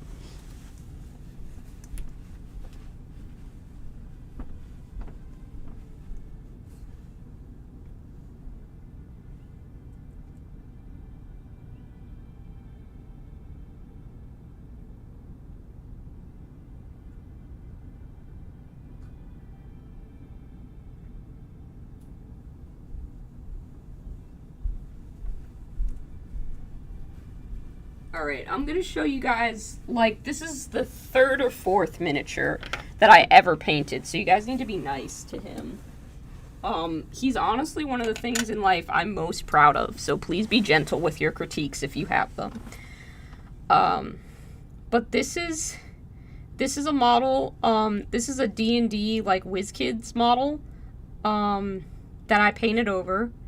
I primed him with, like, primer from the hardware store, and I sprayed so much primer on him that he was a giant glob, and I had to furiously soak him in soap to get it off and scrub him with a toothbrush. You can see that I didn't know about washes at the time because he doesn't have a wash on him, but he's a flesh golem that I painted to be a candy golem. I sculpted this base. I'm still really proud of it, honestly. It's a cookie base. He's made out of mint chocolate chip ice cream and cookies and candy cane pieces, and he has this giant gummy worm connected to a donut breathalyzer. If any of you have played the Descent into Avernus D&D campaign, you might recognize him as Mickey the Flesh Golem. But yeah, this is the first thing I ever painted in my candy style. Like, this is the first candy miniature that I ever did. Ever. I'd painted other miniatures that looked like miniatures, but this is the first of the candy ones. Let me see if I can just get kind of a nice shot of him. Hopefully that's a little bit in focus.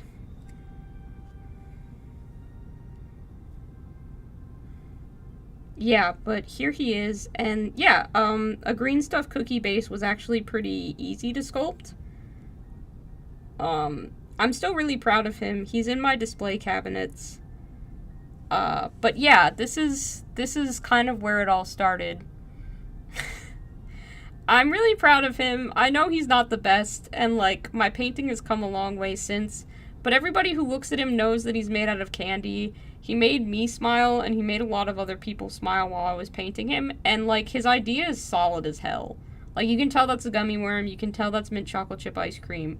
I love this model so much. He's my very, very first candy paint job, and I'll never trade him or give him away or break him or lose him or anything like that.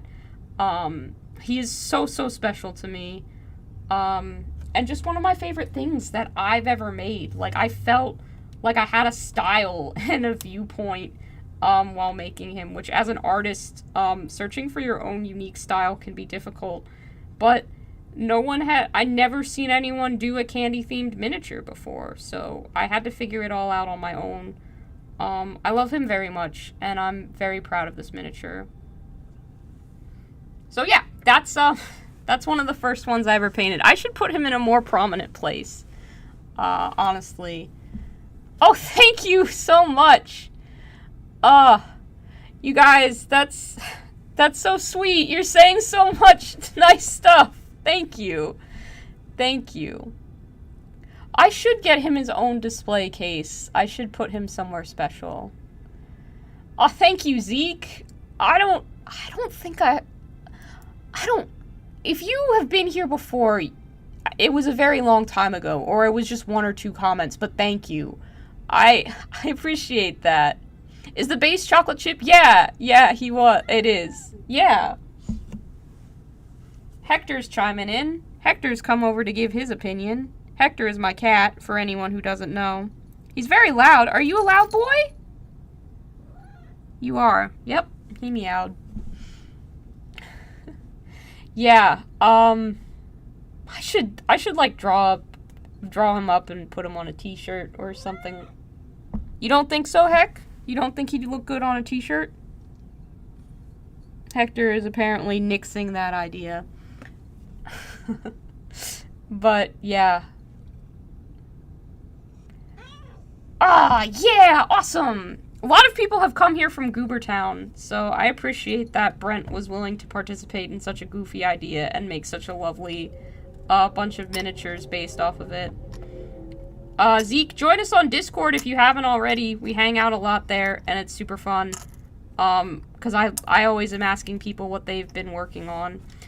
I'll post some better photos of Candy Mickey up there. But I think we've decided, at least I've decided what I'm going to go with. So I'm going to start painting up these big bases. All of these are probably just going to get re-primed. Hector, could you please stop biting the cord, baby? That would be so good. If you could stop doing that. You're causing a mischief, and I don't appreciate it. I was having a wholesome moment with the chat. We were talking about candy golems, and now you've come over here. You are a different goober. Devin, that's unrealistic that my channel introduced you to Goobertown. Oh my goodness. That's hard for me to believe simply because Goobertown is such a prominent, positive voice in our hobby. I'm glad if I could help you find goobs, that's pretty good. Alright, we're gonna mix up this color that we mixed up before. And hopefully just a larger quantity to cover these bases. Yeah, I hear you, buddy. I hear you, Heck. I'm sorry, you need to leave me alone so I can do painting. You do. If you try and bite my foot, I'm going to have to break out the spray bottle, Heck. That's just the agreement that we've made. Because I do not like getting bit, and you do not like getting sprayed in the face. So... it's your choice, buddy.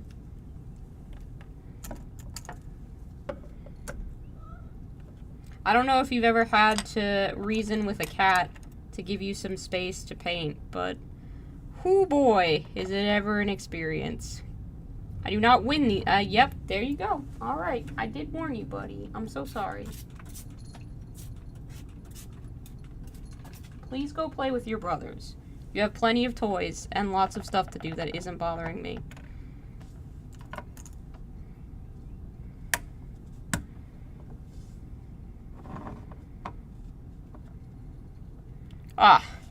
I try and keep it wholesome here.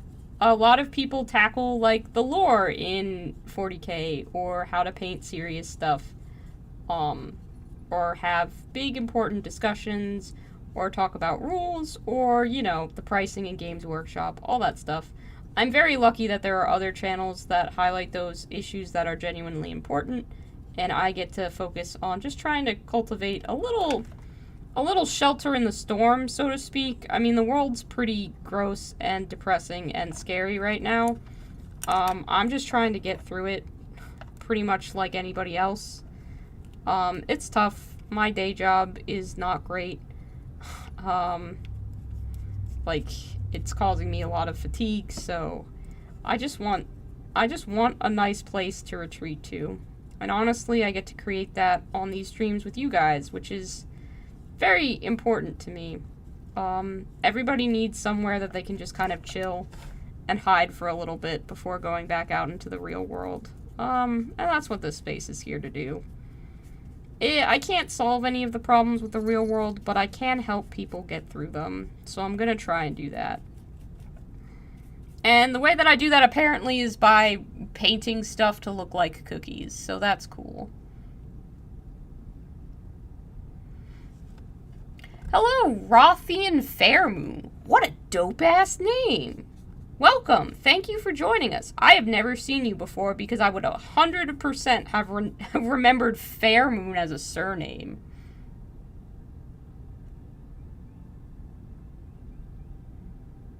You found me looking for funny gremlin videos? That's how you found me, Keegan? That's fantastic. I feel like that fits my brand pretty well. I'll accept that. I'm fine with that. Oh man, you don't have anything to paint or build? I'm so sorry. What corner of the globe do you come from where your order hasn't been shipped in 2 months? Sometimes my Irish friends say things take forever to get to them. Or that nothing ships to Ireland. Hector, you need to stop bothering me. Please go away. The algorithm is cruel. It's rare you don't get a non-UK Warhammer channels recommended. Yeah, Midwinter Minis is a great channel. But you know, having a variety of channels is great as well. Different perspectives on the hobby is, like, super interesting.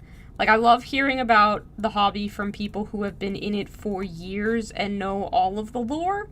That's really interesting to me. Like, someone who can talk me through their childhood experience with, like, Rogue Trader or something like that. I love hearing about that because I've only been in this hobby for, like, 3 years or so now. Just about. So I haven't experienced Old Hammer in any way, shape, or form. And I love hearing about that. I also love the people who just kind of paint minis for D&D, but also do Games Workshop minis. Like, I know Lila Mev isn't really a Warhammer painter, but she loves D&D, and she's very talented, so it's interesting. Oh, Oklahoma. Yeah, you should definitely have had that by now. I'm sorry you don't have anything to build or paint. That's rough. If I could, like, toss something out my window and have it land in your house for you to be able to paint it, I'd share something from my pile of opportunity with you. I have plenty of extra minis. I hope you like orcs. Mostly it's orcs and goblins, what I've got going on, but I have quite a few different random little things.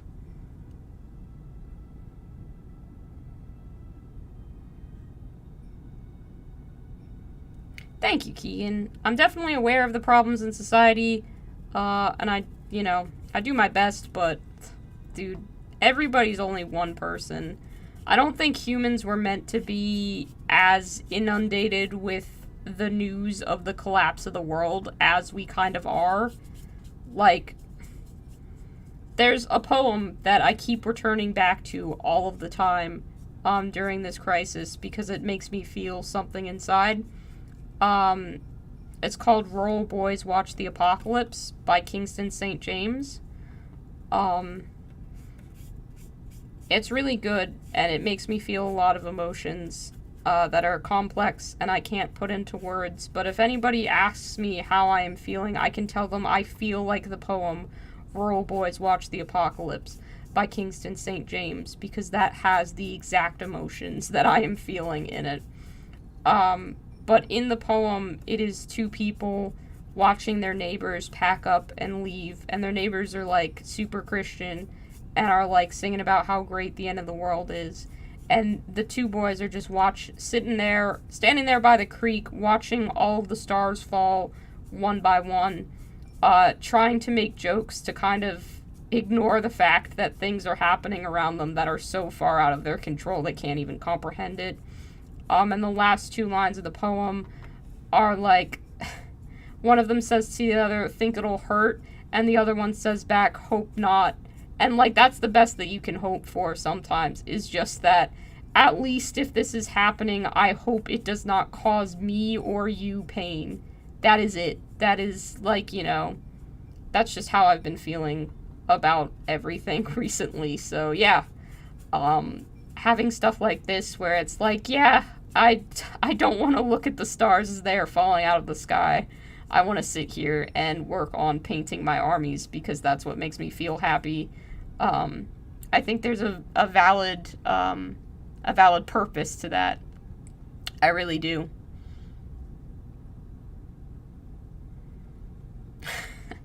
Devin, if it is 3 a.m., it is past your bedtime, and you need to sleep, not be working on art.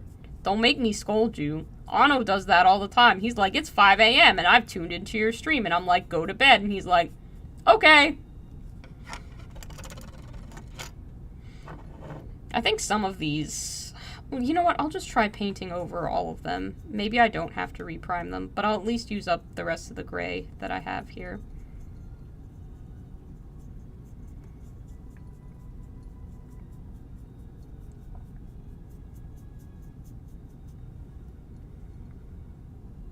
Orcs and orcs are fine. Yep, I agree. I have taken to only spelling orcs with a K. Games Workshop has changed the way that I spell orc. It annoys my friend Adam, so it's great. Dude, you know I don't know enough about Lord of the Rings to know what that sentence means, Keegan. I don't know what that means.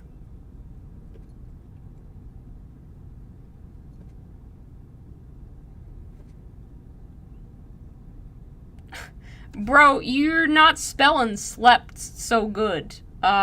If you slept for 9 hours, like, kudos, but, I'm worried about you being up at 3 a.m. Genuinely. Please take care of yourself. My streams are never worth sleep deprivation. They will be there on auto playback, so there's plenty of content for you. Don't worry about it. I think this is going to be the 67th video that I've made between videos and live streams. So there will be something for you to watch, I promise. I'm around in one way, shape, or form.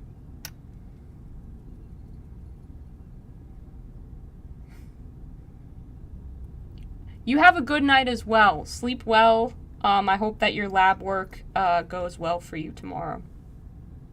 I did know that it was Lord of the Rings, yes. I don't know if Sauron or I don't know which is which. I don't know which one is Christopher Lee being evil, and I don't know which one is the Eye. Their names are too damn similar, okay? Because one of them is like the Eye of Saruman, and one of them is Sauron, or one of them is the Eye of Sauron, and one of them is Saruman. And I don't know which is which. It's the same, like, Judge Dredd and Judge Doom problem that I have. I can't fucking remember the difference.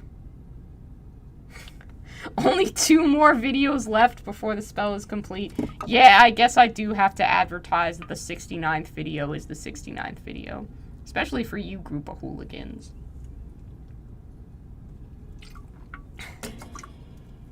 The Digimon is the man. That I might actually be able to remember as a way of distinguishing them. The one with the man in the name is the wizard. The other is the big eye. Okay, so the one, Saruman, or Saruman, I guess I could say it like... That makes me sound really southern, saying it Saruman. I don't like that pronunciation. But the one with man in it is the man. You know, theoretically I should be able to remember that. Theoretically. Do we do black for the base rims, or do you think we should do lime green? I'm actually very partial to doing lime green on the base rims, but I don't know how it will look in practical application, so we might try that out as well. I think the rest of them I'll just prime over, because I'm running out of gray, but we'll see. See how many I can get done. Fortunately, this means that my basing process is 2 steps. It is paint gray, sponge with deck tan. Possibly paint in some of the details with deck tan. But that is 2 steps. That's quite nice for getting stuff done. That is efficient. And it looks good, so I don't think I can argue with that. He's the Saru man with the Saru plan. 69th video, I paint a Keeper of Secrets. I don't own a Keeper of Secrets. So I can't be doing that, Keegan. Sorry.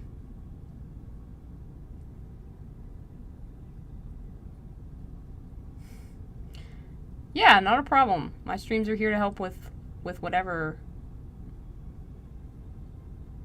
You do black except on Blood Bowl teams. He's learned the lesson of more DACA.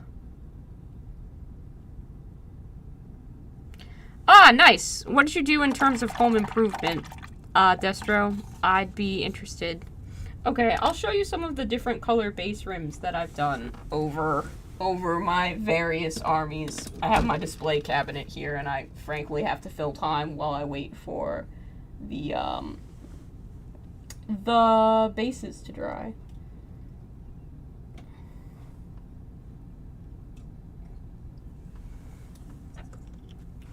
Stuff with red, stuff with pink, stuff with brown,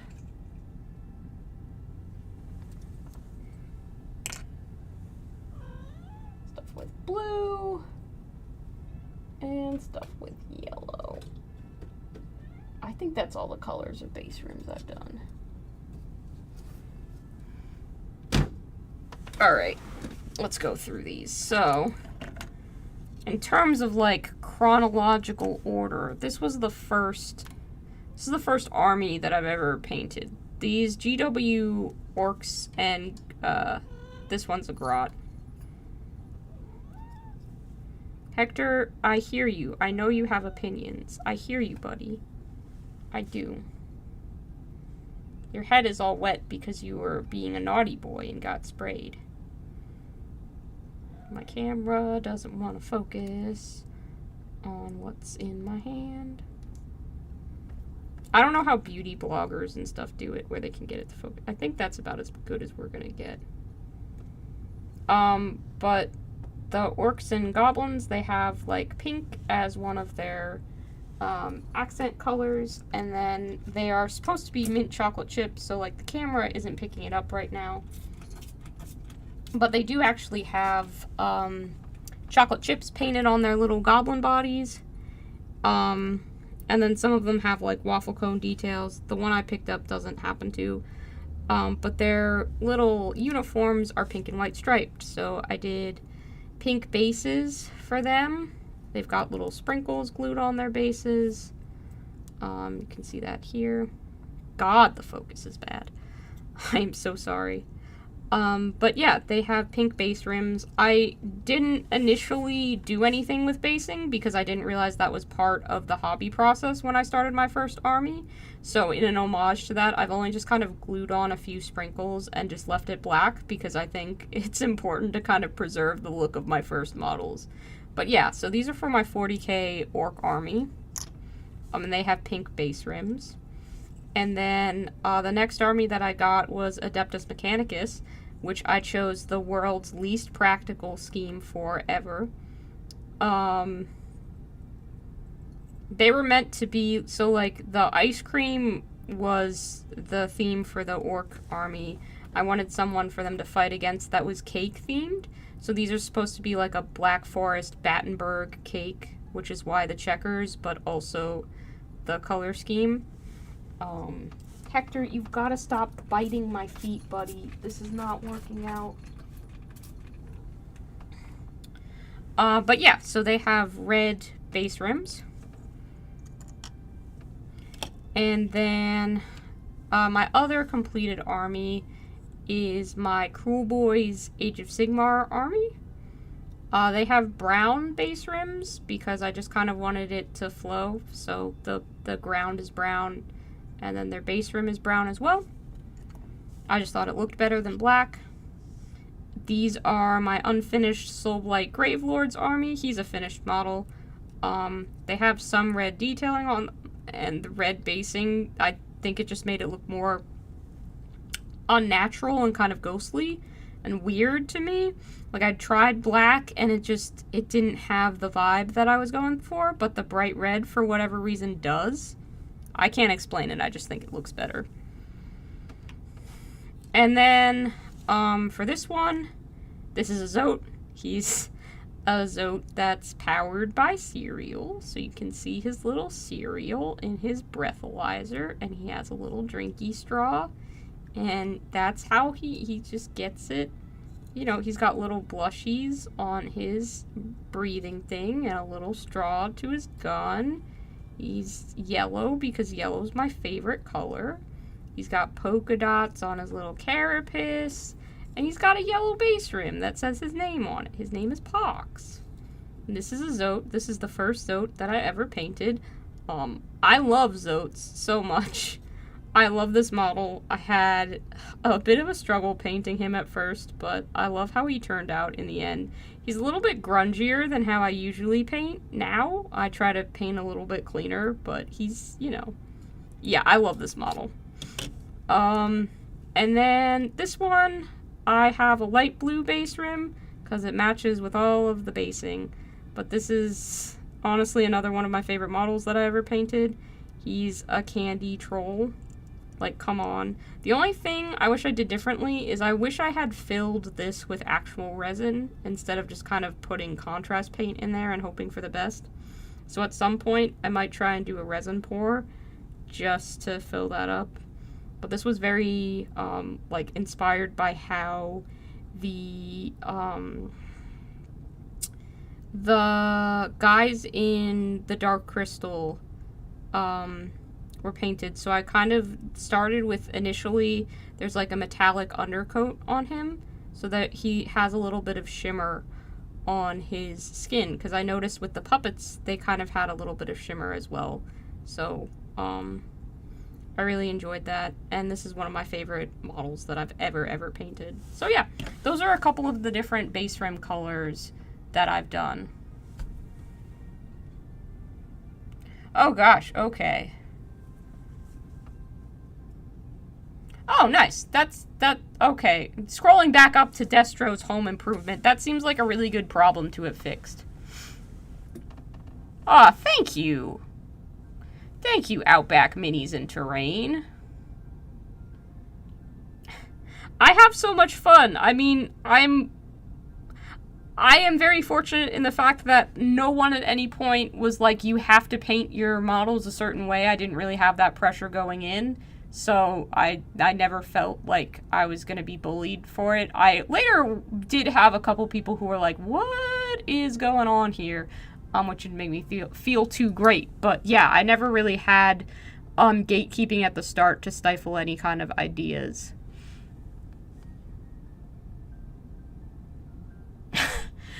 Not yellow and checkerboard. Yeah, I definitely made some choices. Like, people think that they've made some This is an army color scheme. I have 500 points of AdMech painted in checkerboard. I'm never going to expand that army fully because it takes too long. It takes so long to paint these. That was a bad idea. That was an idea made by a person who had no idea what army painting really was like.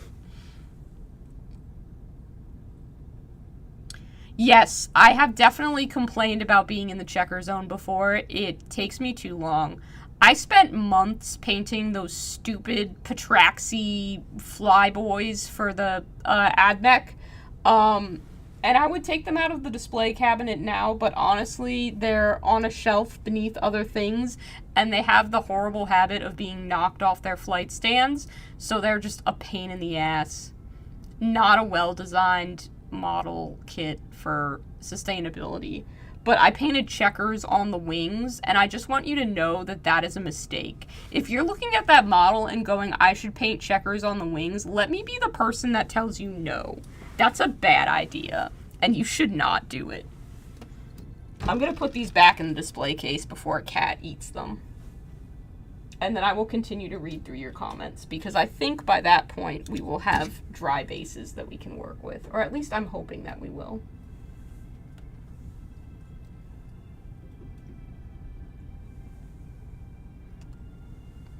Zotes, yep.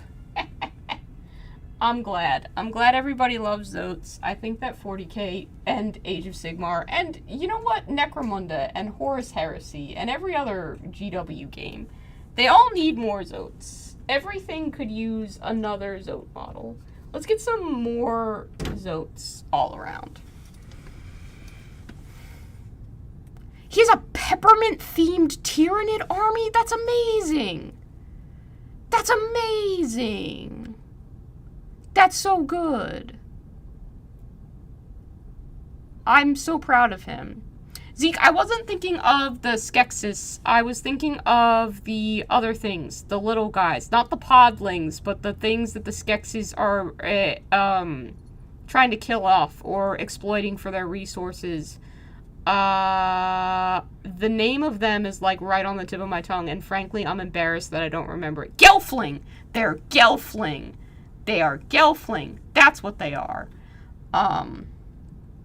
That's what I was inspired by. Specifically the desert Gelfling that they go to in the series. Like, they have the most beautiful color, like, swirlies and stuff. It's so good. I love their design so much. I was sad they weren't in it for very long.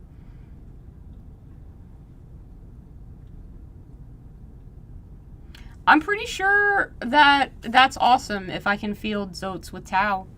I will do it. That serial Zote can be a part of the Tau army. Or I can get another Zote and I can paint him in a key lime theme. That's a lie. That Zote is expensive and I cannot afford another Zote. I couldn't really afford that Zote when I bought him, but it was a Zote and I wanted it, so I did.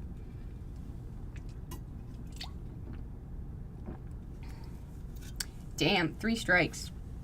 I'm a big Jim Henson fan, so it kind of tracks that I was gonna do a Dark Crystal. I think I made a video about it or something, about coming up with the color scheme for that troll.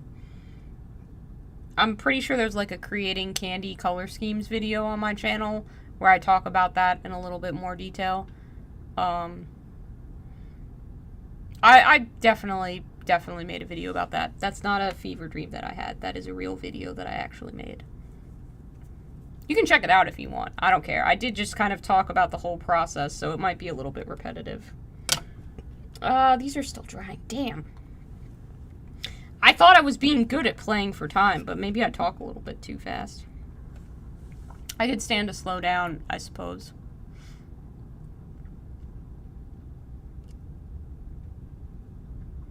Zotes were how you found my channel, Devin? That's amazing. I'm pretty proud of that Zote video. I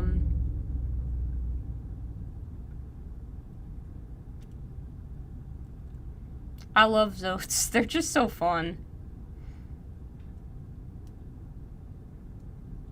Dark Crystal vibes very closely to my favorite grimdark fantasy shit. It's probably what caused me into this sort of stuff in the first place.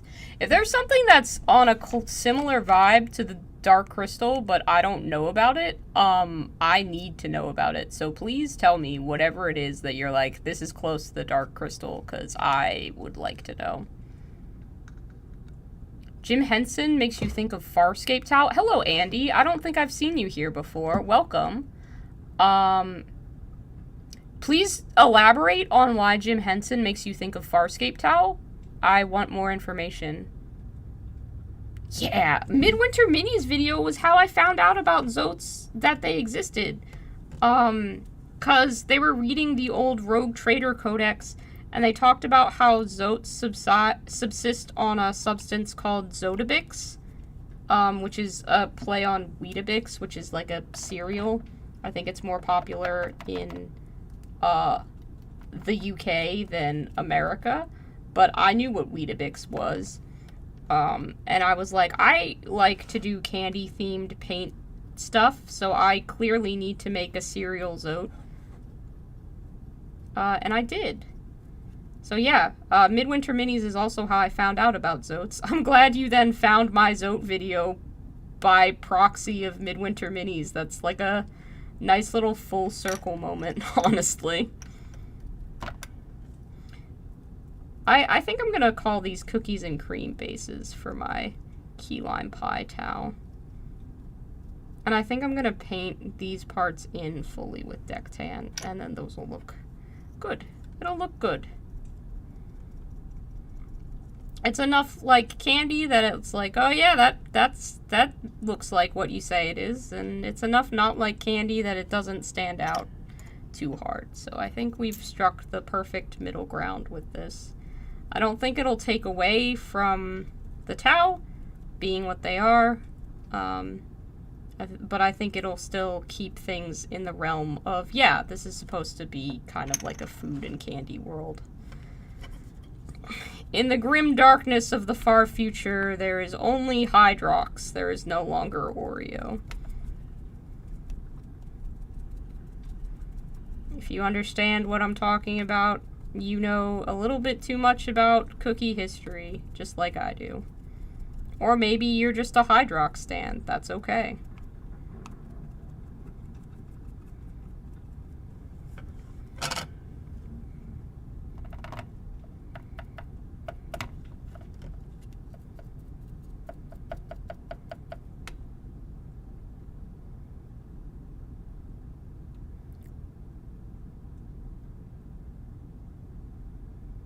You enjoy the Skeksis? Yeah, Destro, that makes sense.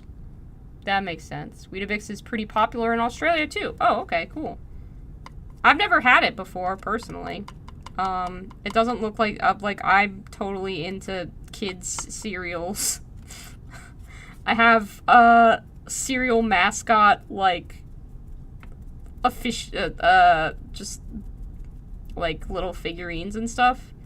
Merchandise, I guess. Accoutrement, whatever you want to call it.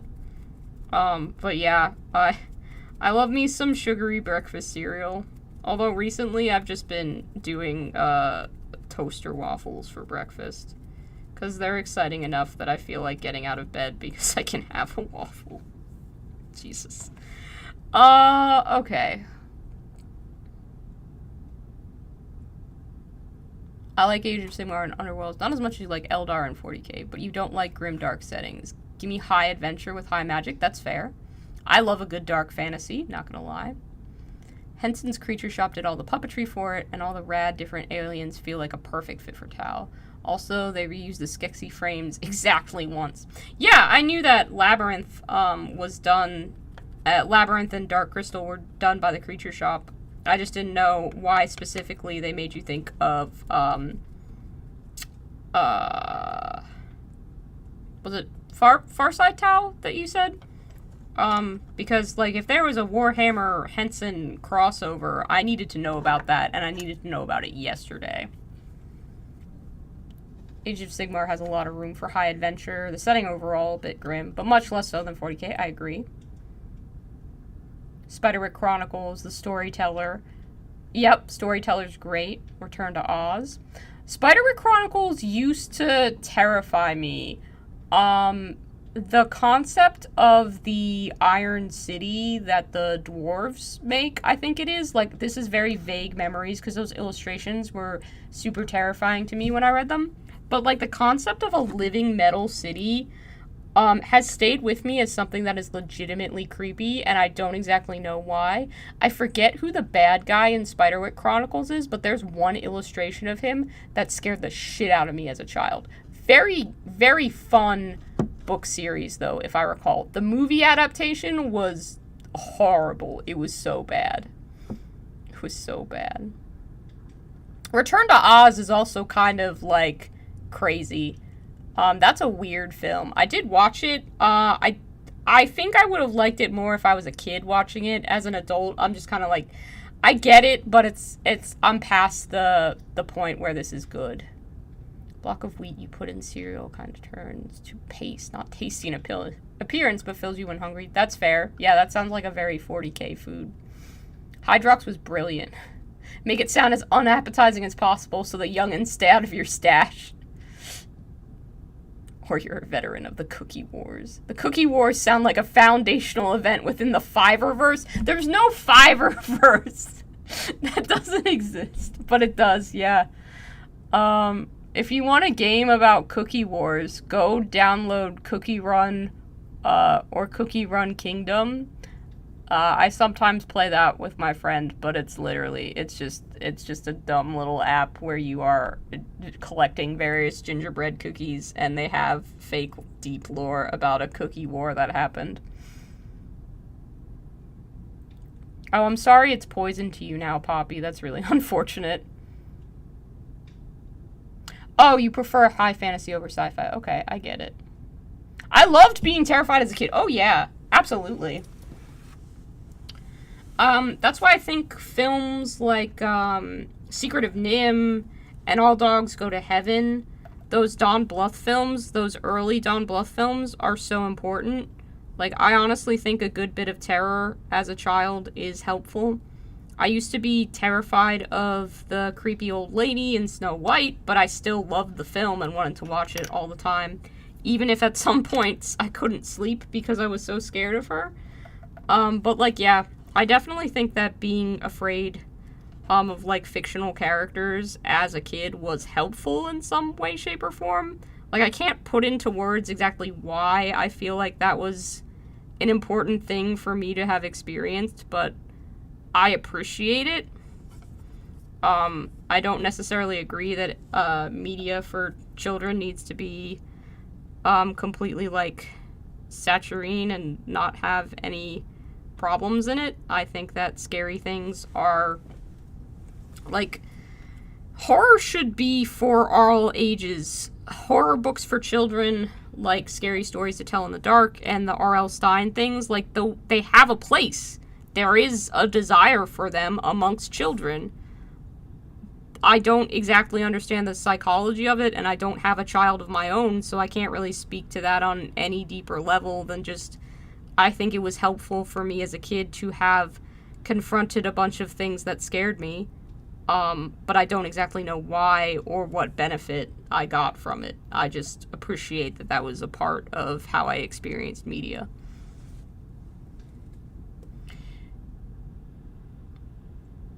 I don't know, Poppy. I don't remember Spiderwick Chronicles with enough clarity to actually quote you any of the lines from it. I think probably not, because if I recall, the kids in Spiderwick Chronicles, like, their dad is dead, or he's just out of the picture, so I don't think they'd be quoting their dad in that, but any of the Spiderwick Chronicles experts in the chat, feel free to correct me. I defer to your authority on that one. Destro, once again, thank you for this deck tan. It is a great color and is going to aid in this Tau color scheme. I appreciate it. It's very good. I intend to use it more often.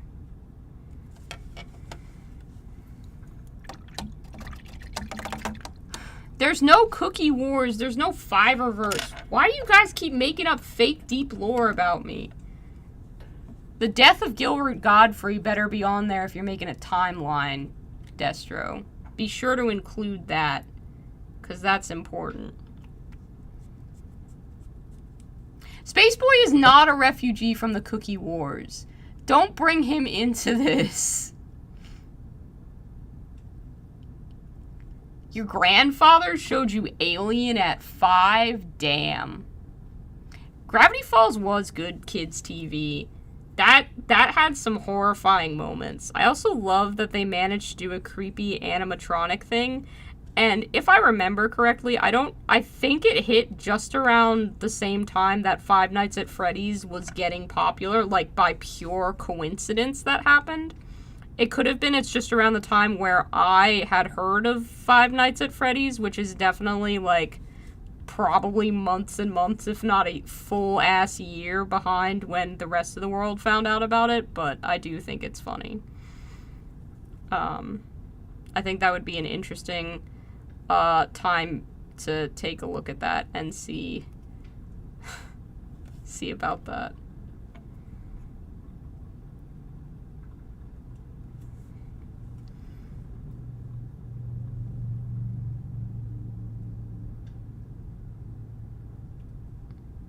You got the lore book of Spiderwick, and the art in it is so good. Oh my gosh, I remember. I remember trying to draw some of those. My friend had it, and I got to borrow it, like, one day at recess, and I tried to draw some of the monsters in it.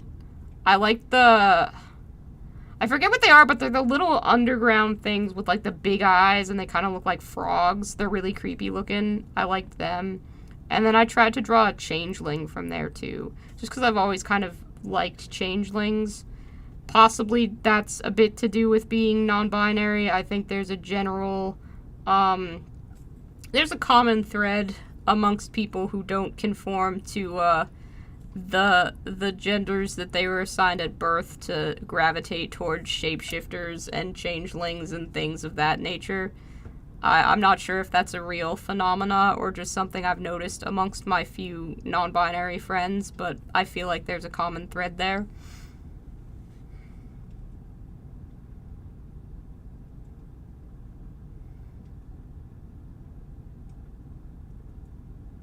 Oh, maybe that is why, Poppy. I honestly don't know. I'm sorry, I just don't remember the Spiderwick Chronicles movie that good. I don't really think that it's one I need to go back and watch either, so yeah, I couldn't tell you.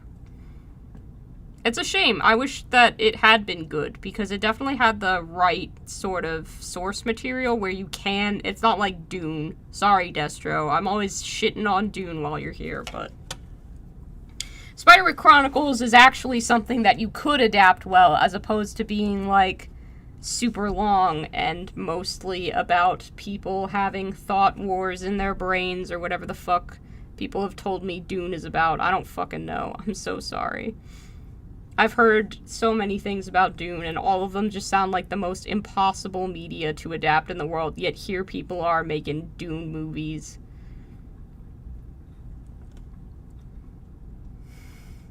That's not what I said, Poppy. That is not a direct quote.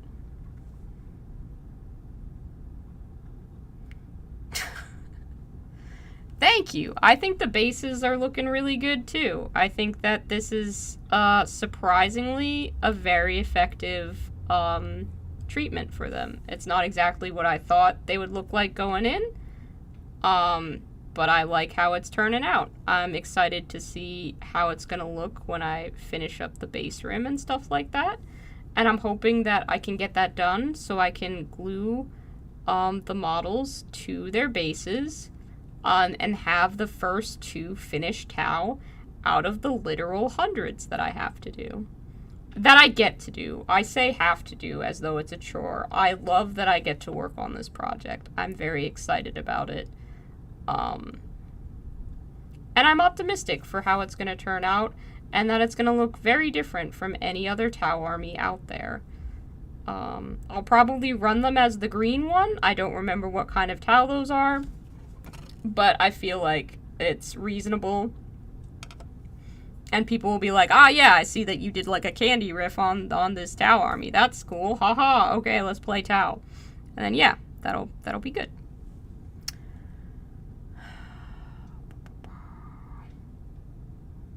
Attention, gamers. The non-binary player picked the robot alien character. Do what you must. Yeah. No, it wasn't goblins. That was what it was, the deep cavern thing. That's what it was, Devin. You're gonna make me play Dune Imperium? Okay, that's fair. You can make me play Dune Imperium. You can't make me not have shitty opinions about it and constantly, be like, this is stupid. That's what you can't do. You can definitely make me play your game, but you can't shut me up. That's gonna be where the push and pull of that comes in. Because I don't know if you want that from me, Destro. I don't know if you want me to play Dune Imperium with you. Because I can certainly talk some shit. I don't know if people have heard me diss things before. Don't ever get me started on Marvel movies. I will never talk about it because I can't be reasonable about it. I'm going to try painting the base rim. I should just finish painting up those, but I'm eager to see what this looks like, so. Don't explode, don't explode. That's going to explode. It's not going to explode. That is going to play nice, excellent. I've had this paint explode on me like 3 times. I'm not doing it today.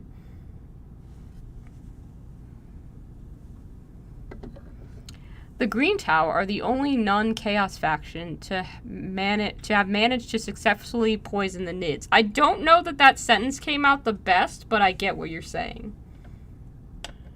I don't know what kind of Tau the Green Tau are. Someone tell me what the Green Tau are. I'll look it up if you don't, but I'm painting a base rim right now, so I'm preoccupied.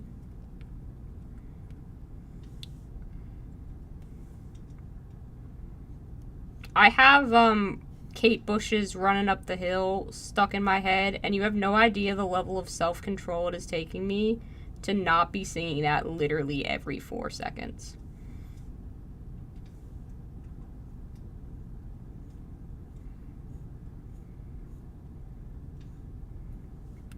So I just hope you know that I care about your ears enough that I am not singing songs right now. Because I don't have a very good singing voice. I just like to sing on occasion.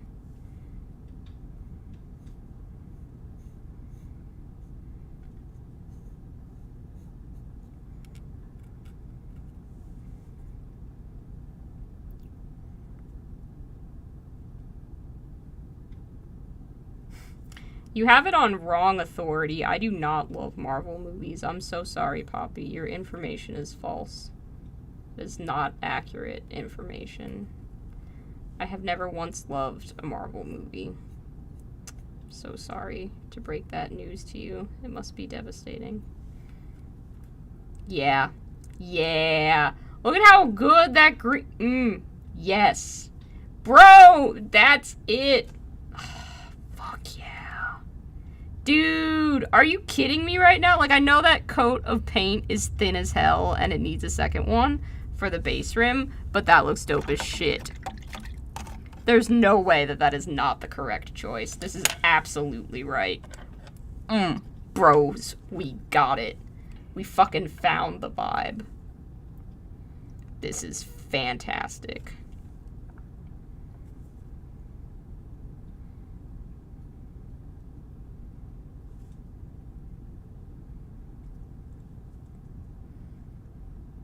They made a Hive Fleet 6 somehow. They lay that almost every hour at work. You can't escape that song. I'm so sorry. At least Vecna won't be taking you. Have I seen Ragnarok, though? Yes, I have seen Ragnarok, though. I did not like Ragnarok. You can hate me for that as much as you want, but I did not like it. I'm sorry. That's just my opinion. The few Marvel movies I did like include Black Panther and Into the Spider-Verse. Because I feel like they did something that was genuinely new for the genre. My favorite superhero movie, I don't think that it's Marvel. I've talked about this before. Hellboy is the correct answer, and it is mostly because of Abe Sapien. Specifically, Hellboy 2, The Golden Army, is the best one because it has a robot army, it has Hellboy hearing a Christmas story as a kid, and it also has a romance arc for Abe Sapien. These are the things that I want out of a goddamn Guillermo del Toro film. Also, please let Guillermo del Toro make more films. They're not all good. Nightmare Alley, kinda shit. But, still, they have a perspective. I have not seen Blade the movie, so I can't make a proclamation on that. Don't say that it's old Xbox colors. It's cookies and cream and key lime pie.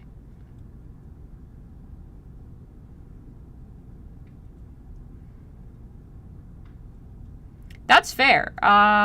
Guardians of the Galaxy being your favorite, you know, it's just the same story. And I know that all humanity does is retell the same story, but there's only so many times I can literally watch Marvel make the ragtag group of misfits who don't get along, fight with each other, get thrust into a situation, and then eventually work well with each other by the end of the film, only for their sequel film to come across, and then they forget how they worked together at the end of the first film. Like, I can only see that plotline. Achilles! You gotta stay out of the hobby desk cabinets, my boy. Jesus.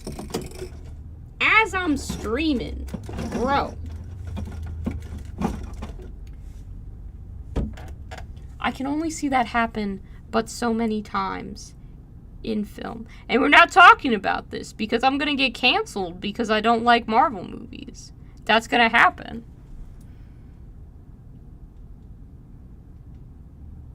Into the Spider-Verse isn't Marvel? Okay, that makes more sense as to why I like it then.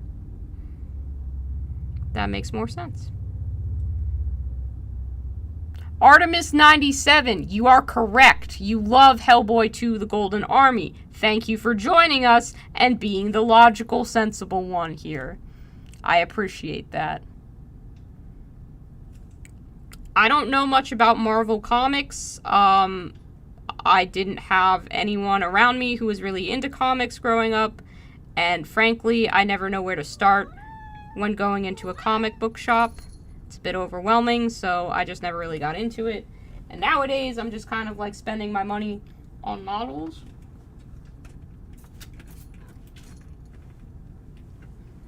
My cats are just upset because I'm still hobbying as opposed to laying on the couch and watching movies with them, which is what we usually do at this hour. They will get over it, however. They are big boys. What the fuck was I saying? Hellboy 2 looks good, but most of the story is bad, bar the love story. I mean, I don't know. It's got like a moody, like, prince guy, you know, with the prophecy kind of shit. Like, I like that. That's interesting. Hellboy's kind of trying to figure out, like, how to work with this government thing that he doesn't like. He's trying to manage his relationship, which he sucks at doing. But, like, he's not the focus of it, really. Like, I think it's stronger for Hellboy being almost a secondary character. You got that guy made out of smoke. That's cool as hell. Love him. That's fun shit. It's a fun film. It's good. It's interesting. Hector! What? You are such a little butt when you want attention. You know that? I love you. I love you so much. But you are a determined boy when you want attention. Spider-Man is a Marvel Comics character, alright. Ask any other old guard who read the comics and watch the animated TV series. Have you seen Venom 2 is a romantic comedy, and no one can change my mind on that? Listen, I have seen Venom 2. I saw Venom 2 when I was in a very dark place in my life and just needed to go to the theater for a few hours to forget my problems. Venom 2 is a great movie to go to the theater for 2 hours and forget your problems to. And I know a lot of people are like, Venom and Eddie are like dating. And like, I get that that's a common belief in the fan community. And I'm not here to shit on anybody's perception. However you read subtext is legitimate. And if that's the relationship that you see in those films, like, kudos to you. I happen to not pick up on that, or I just don't read it that way, which is fine. So I don't agree necessarily that it's a romantic comedy. I also don't agree that it was a film that I feel like needed to be made or was good. But I'll put it like this. I was not bored while watching Venom 2, Let There Be Carnage. That's about the highest compliment I can give that film. To be fair, Guardians 2 didn't have them forget how to get along. They just barely got along in the first place. I mean, it's basically the same thing. I'm sorry. Maybe I'm not approaching this with a lot of nuance, Destro, but I have a lot of superhero fatigue. I do not give them a good chance. I do not give them the credit that they are due. I just am tired of them, and when they are similar, it's just, I tend to generalize. Like I said, it's just my opinion. It might not be the most rational or correct, but it sure as hell is mine.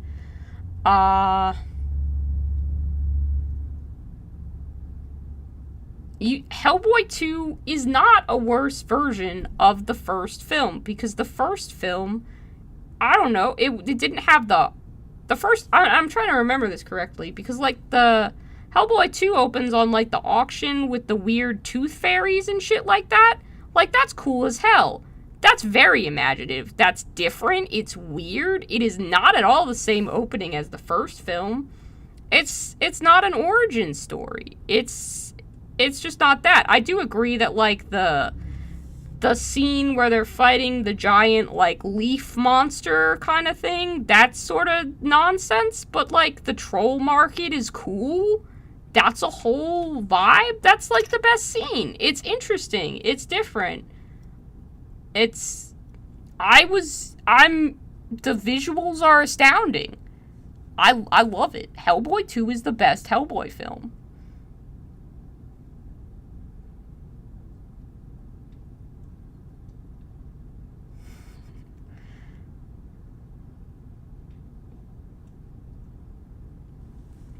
I'm sorry. Like, I am allowed to have an opinion that is either incorrect in your opinion or different from the popular one.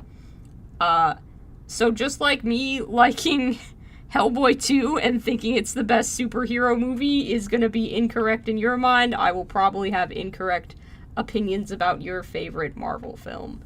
And we can all just disagree together, because that is how adults handle unimportant things like this. Like, if I'm like, Thor Ragnarok is a shit film, that's an opinion. That's something that we can agree to disagree on, because it doesn't reflect on me as a person, really. Like, you might be like, oh, Fives has kind of shit opinions on film. That's great. Like, that's fine. I don't care if you think Ragnarok is a good film or that you think Hellboy 2 is a shit film. We can still be friends at the end of the day. It does, however, mean that if asked for my opinion, I will give you my genuine opinion on things. This is my channel, and this is not a safe space for Nurgle, nor is it a safe space for a discussion of Marvel films, because I will be mean if pushed, and I'm so sorry for that, but I'm also not sorry at all.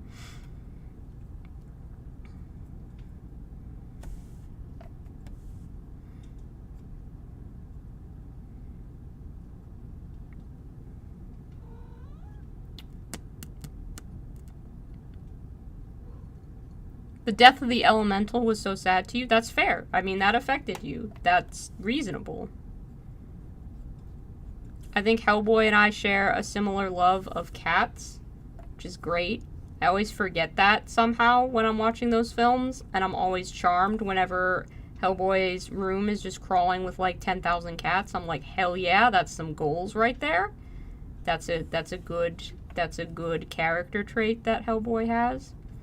Abe Sapien's, like, gentle, intellectual interests, they're just sweet. He's sweet and nice and good and doesn't deserve the shit that people give him sometimes. He's just a good guy, but he has, you know, some complexities. I don't know. I don't have to justify this. I just like it. It's my favorite superhero film.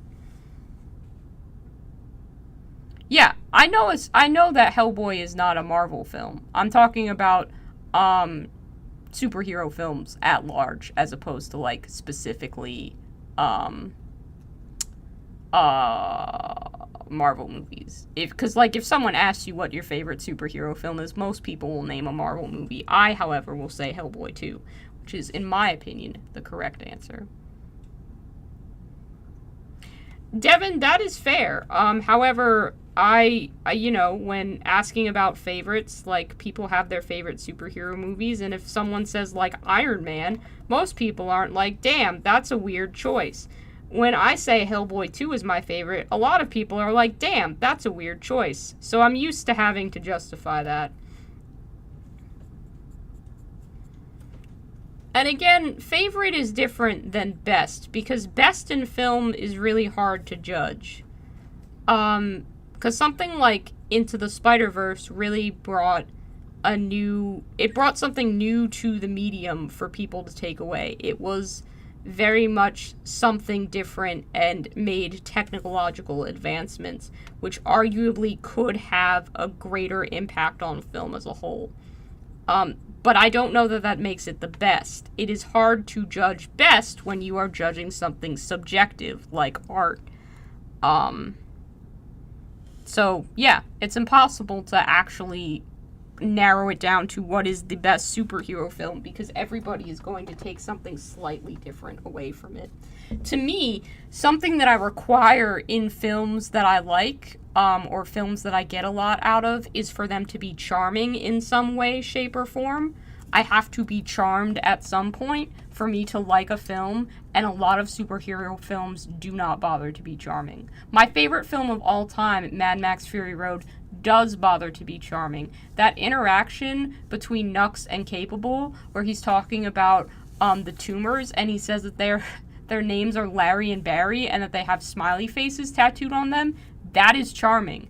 That is an action film that bothered to take a moment to be charming. I live for shit like that. No, Poppy, I have never read Neverwhere. Short Circuit is your favorite movie of all time? I have never seen Short Circuit, so I don't have any opinion on that.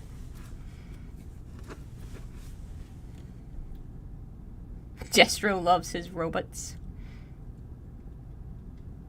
Dude, Rasputin got the best glove in all of cinema. Hey, Marvel bad, but it ain't DC. Lots of people love to shit on DC, and I hate to break it to you, but Birds of Prey kind of slaps. Like, the Harley Quinn recovering from breakup story is great. I enjoyed it. It was really fun. I mean, the Dark Knight film franchise really... That was before any of the Marvel films, I think, in terms of chronologicalness. Chronology. And it slapped. I mean, who hasn't got a Bane impersonation under their belt, or can't do the whole, you want to know how I got these scars quotation routine? Like, that's a... I'm not saying every DC film is a hit, but DC has certainly made some films, and they don't seem to get as much credit for their good films as they do flack for their bad ones. I've also not seen a lot of DC films. I have seen just a few of them, but, you know, again, I'm not really a superhero person, so the odds of me seeing every film to be able to judge whether Marvel or DC is better or worse than the other is impossible. It's not likely, and I'm not going to try.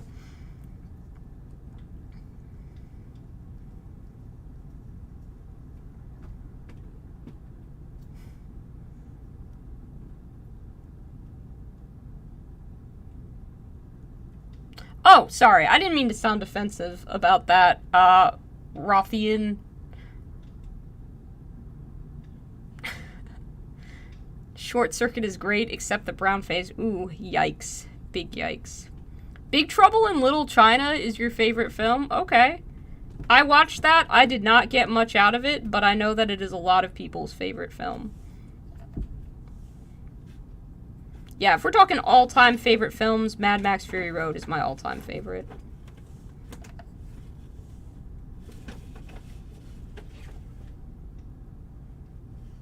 Dark Knight was not made by DC, though. DC is the new stuff. I'm sorry, I can't keep track of all that shit. Batman is a DC superhero. That's the best that I can give you. That is honestly the best that I can do, is tracking which alignment each superhero is, because most of the time I do not know. Shape of Water was a good watch. Shape of Water is a fantastic film. I wish that people would talk about Shape of Water as a film as opposed to just being like, LOL, but she gets with the fish guy, though. Like, I've tried to have discussions with my friends backing up why I think this is a great movie, and I'm about to laugh because I literally was just talking about this today with one of my friends, and all anyone wants to talk about is the fact that she gets with the fish man. And I'm like, you are missing the point of this film. You are missing all of the nuance, all of the interest, all of, like, the themes, the characters, every other part of this film you are overlooking. And it's such a good film with such a good script and such a good message. But all anybody ever wants to talk about is the fact that the lady ends up with the fish guy. And I'm like, you are missing it. You are missing one of the greatest triumphs of cinema because you cannot look past that one aspect, and it makes me sad. It makes me sad that the legacy of that film will not be how much of a love letter to cinema it is, and how good, how genuinely good of a film it is. That hurts my heart. It really does.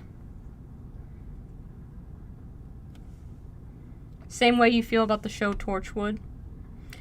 Listen, and I hate to say this in public, like, I'm annoyed that this is a sentence that I'm gonna have to say, and I can feel Poppy getting ready to type this up out of context already.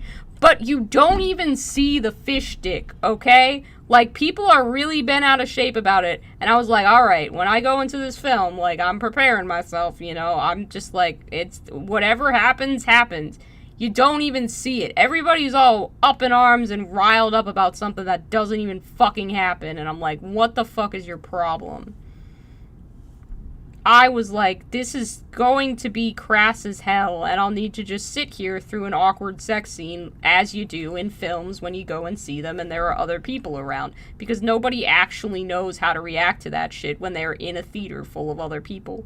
But yeah, no, it's not that. People, listen, I don't know why the legacy of one of my favorite films is forever just gonna be LOL but monster fucking, though. It's sad to me that is all that it will ever get. Like, it deserves so much more than just that, and it won't ever get it, and I wish that I could do something to change that. If you take away anything from this stream, go watch Shape of Water. It is a good film. You will get something out of it that is not LOL, she fucks a fish guy. Like, that is not the thesis statement of that film, and I want you to understand that.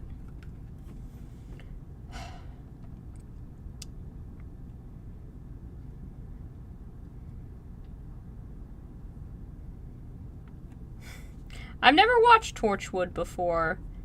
I've watched some episodes of Doctor Who, specifically most of the 10th Doctor episodes. I've seen some of the 9th Doctor episodes, and a couple of the Christmas episodes here and there with other Doctors. I did very much enjoy David Tennant as a Doctor. A lot of my favorite episodes were just, you know, in that range. You got classics like Shakespeare Code and Blink and, other ones. The Girl in the Fireplace hits me right in the heart every single time. I know people are like, that one's kind of problematic because he's basically like stalking and falling in love with this girl over like her entire life, which I get as a complaint. However, I never had that reading of it as being overly creepy, which maybe reflects more on me than the show material, but whatever. I mean, I'm gonna just enjoy it as this kind of tragic piece of romance that I see it as, and I feel like that's fine that I have that reading of it, even if it differs from other people's. But yeah, that one hits me in the heart every single time. Thanks, Poppy! Artemis, watch it. It's so good. Watch it, and also make Destro watch it if he hasn't seen it, because it's a good film, and maybe you guys would like it. It's one of my favorites. And I promise there's really not... Everything that everybody is making it out to be is not what it is. It's just a good fucking film. Sorry, I'm getting all worked up. I don't know what it is, guys. I've been getting riled towards the end of this. I told you not to bring up Marvel movies, so here we fucking are. Gonna have to put that in, like, the description. At no point shall Marvel movies be mentioned on stream. Just a disclaimer. Good. Yeah. Another banger is District 9. I've not seen that one either. I'll have to potentially add that to my watch list. I did try to watch something off of my watch list. Someone had suggested I watch Promare at some point, which is an anime. I tried. I was not into it. I was just like, yep, nope, that's too much for me. I don't really want to do this. So I didn't. Maybe I'll go back to it at some point. It was a Trigger Studios anime, which sometimes are just a little bit too flashy for what I want to watch. I'm not going to say that Trigger can be all style and no substance, but I definitely think Trigger gets by a lot on its style, which admittedly is very cool. But I wasn't getting a lot out of the first couple of minutes of that. I was like, oh, okay, I don't really want to watch a film in this genre right now. I think I'll move on to something else. Sorry to all the Promare stands out there. Genuinely sorry.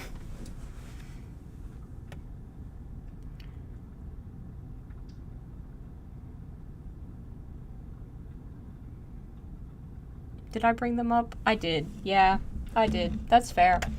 Just as an example of something to not talk about, but yeah, that's a fair critique, Uber. I'll take that under advisement.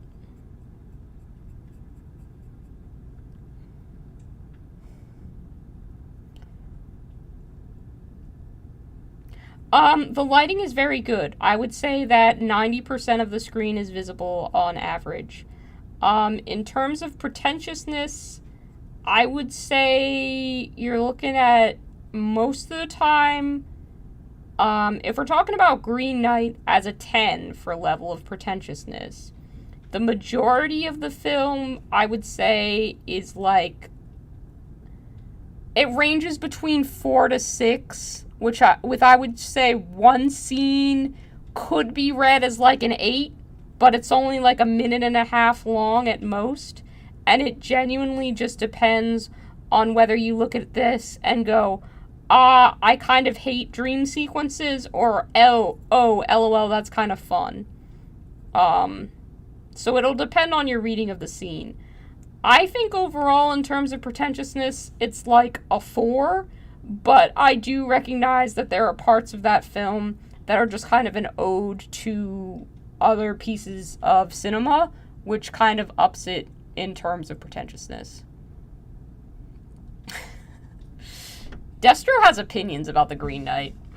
My opinion of The Green Knight is that it's an absolutely excellent film to put on as background noise and write fantasy to.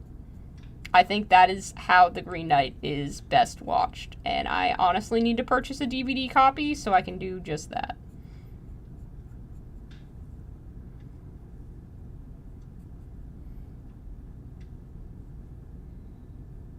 I'm probably just going to try and finish up these base rims and then call it a night. I know I've been streaming for a while, but I really want to get, I want to get some towel glued down on some bases, damn it, and I'm close to it, so.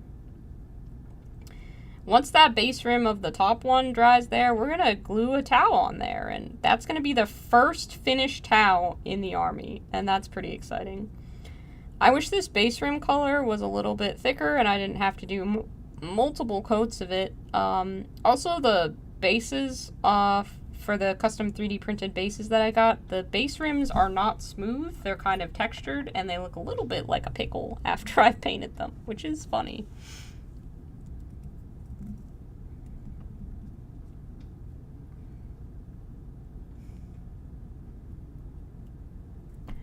I don't think I could watch Kangaroo Jack. I'm very picky with my comedy. I would say on scale of comedy for pretentiousness, I am an 11, and often am not fun to watch comedy stuff with. Because if I think it is in poor taste, I will just be like, this is in poor taste, and I don't find it funny. Kind of stuck up about it, if I'm honest. It's a failing of mine. I've never watched an episode of King of the Hill, or South Park, or Family Guy, just because I know that kind of humor is really, really not to my taste, so I just don't bother with it. I'm sure there are good episodes and stuff like that of things like that, and there are good movies that fall within that, like, adult comedy genre. I just tend to not like them. Like, one of the ones I was extremely wrong about and ended up becoming one of my favorite films was Hot Fuzz. I thought it would just be dumb and stupid, and I also don't like cop films at all. Hot Fuzz was very different than I was expecting it to be, and genuinely ended up becoming one of my favorite films of all time. I think it is in my top 10 film list. I cannot pick those up because I will ruin the bases, so they're just gonna sit there. That's fine. Hot Fuzz is so damn good. I like Green Knight. I just think it works better as background noise than an actual film. And that's fine. You know. definitely, I would love to see more brown people in fantasy. Like, you can't, I don't think even Destro will deny that the aesthetic of, Gawain's outfit and his whole look is a great look. It is distinctive, and that's a cool fantasy look. Whether or not you like the film, like, that's a whole mood. That's a good look.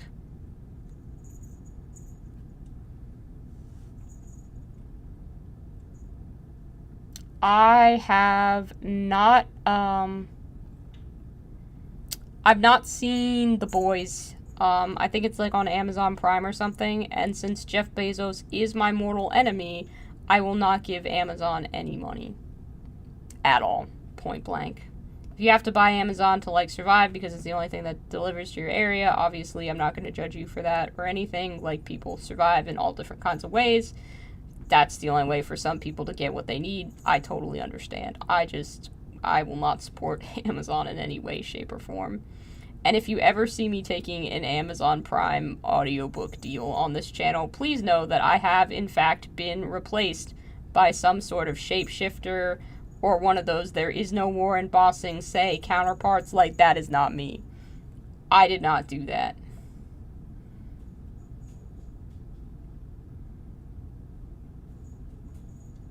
Hard to go wrong with Edgar Wright. I agree. I didn't like Last Night in Soho, but even then, like, I just think I was expecting it to be a different film than it was, and I wasn't prepared for, like, the level of kind of, like, I guess, like, violence against women kind of trauma that was in that film. Wasn't exactly the best well advertised, and at the time that just kind of wasn't what I was in the mood to see. So that's my only gripe with that, but most of Edgar Wright's films, they just slap. I hope by you saying the Cornetto trilogy is gas, that's a good thing, but I am not familiar with that particular turn of phrase.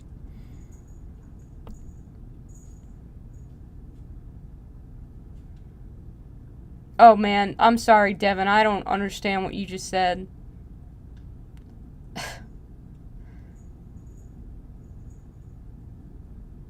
I'm so sorry. There's too much of that is just misspelled or not real words for me to translate what you were trying to say. I'm doing my best here, but it's like 4 a.m. for you. I don't think that's typing words anymore, my guy. Gas is British slang for really good. Okay, cool. I am not British, in case that was not very obvious.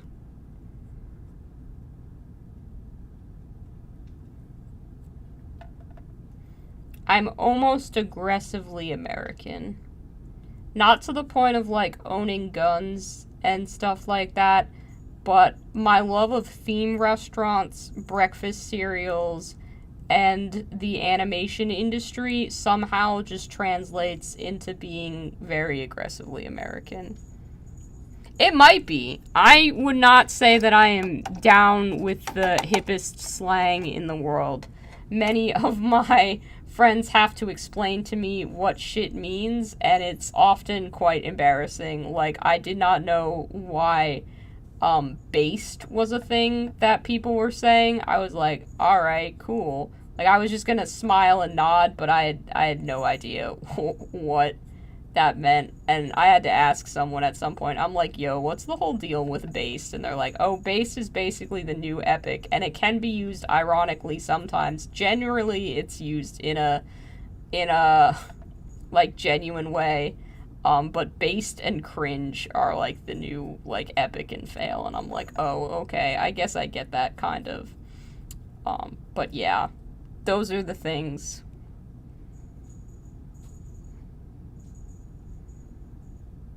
I don't fucking know what that means, Artemis.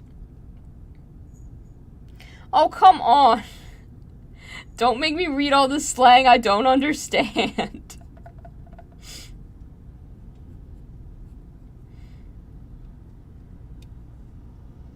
Blueberry pancakes sound really good right now, despite the fact that it's 10 at night. I have lived long enough to see myself become cringe, for sure. I think my love of Neopets is definitely what pushes it over the edge. I have cringe interests. I mean, I talk about Warhammer to anybody who will listen. Obviously, you guys are here and all probably have at least some interest in Warhammer, considering you clicked on a Tau Test Kitchen. We rebranded Tau Test Kitchen episode. I love that someone came up with that. I wish I could remember who said it so I could credit them, but it's getting late and the brain is dying a little bit. But I'm gonna fucking power through and finish this. Unless, something starts to hurt. In that case, I will stop, because you don't want to hobby past when you're genuinely comfortable, but we're doing okay.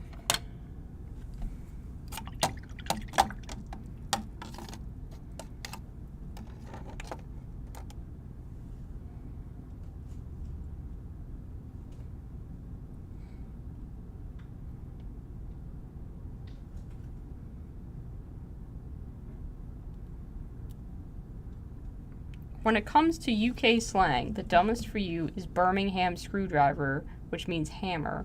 It's always been that, lads, right? I don't know anymore. Bro, I don't know what you're saying. I'm so sorry. I do know, however, that we are about to glue my finished Tau to a finished base. We are about to see the first finished model in this damn army for the first time. I just have to decide how I'm going to pose this guy. And I'm really excited. I think I kind of like... I like this pose where he's kind of angled. So that's what we're going to do. Let's do it. Let's get some super glue. Let's go! Devin has the right energy. How you have this at 4 fucking a.m., I don't know. This bottle of super glue is so damn crusted over. I'm hoping we can still get glue to come out of it, but we'll see. We might have to chop the top off a little bit more. I think we might have to. That's fine.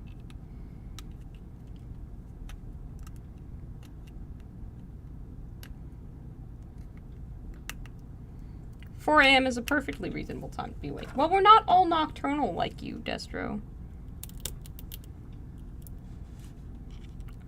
That's, yeah. You know what? That's fine. This is what I do to super glue bottles when they get glue caked in them. I just cut them shorter. It is not a good or smart or reasonable system. It is just the solution that I have come up with. It does work, however. If you need something that works but is not elegant, this is that solution. Alright. Remember how I was complaining about all the Tau being glued down to their bases before? I'm gonna literally create the same problem for whoever in 40 years inherits this army from my dead corpse and wants to repaint them and rebase them. Yes! Dude, this looks so good! Oh man. Dude, this is sick. Can you see that? Are you seeing this right now? This is the guy. This is our first guy. Look at him. Look at him. Bruh. I'm so proud. I'm so happy. This is the first successfully baked Tau out of the Tau kitchen. Here he is. I love him. I think the base is perfect. This is what we were working for. This is it. His name will be Blasto. Fuck yeah, it will. I love that. Blasto is a great name for him. Fuck Ghostkeel. His name is Blasto now. That's fantastic.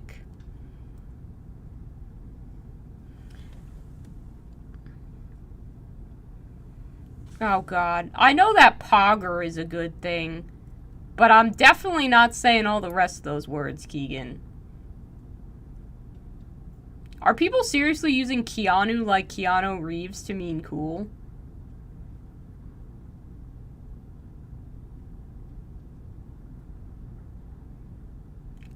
Devin, you're only saying half of what you saying isn't words, but I appreciate it.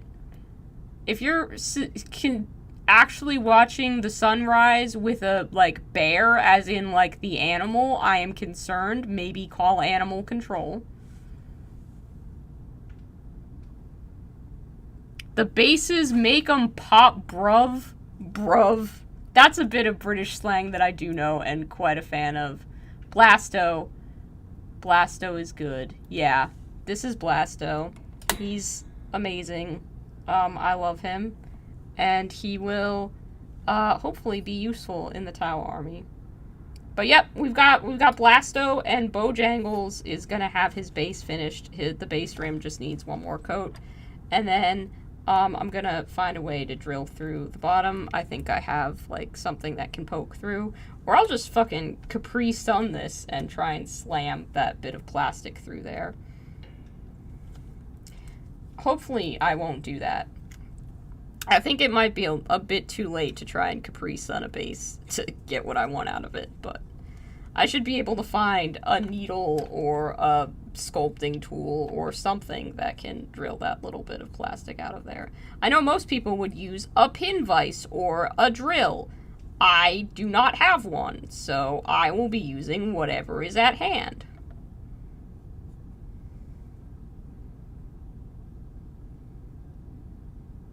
A bear as in the drink? Do you mean a beer? If you are drinking a beer at 4 a.m., bro, what kind of life do you lead, and can we switch? Like, I want to be able to do this shit and face no repercussions at work the next day.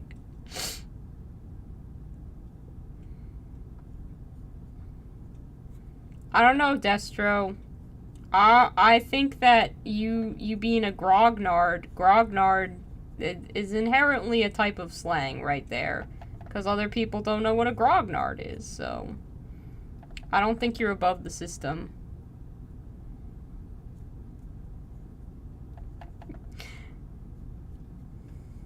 I got called bruv. That's, I'm gonna hold that in my heart forever. That's wonderful. I've never had that directed towards me before, and I quite like it, honestly. It's very gender affirming for whatever reason right now, and I'm just gonna run with that. I'm not gonna question it. It's like a bro, but British. That's fine. Grognard sounds like an insult. Yeah, it kind of does. Sorry that they killed all the bears in your country. America's well on its way to eliminating all of the wildlife, frankly, that's around here. Let's see what we have in terms of tools. See if we have anything with us that might be able to help with getting through that base.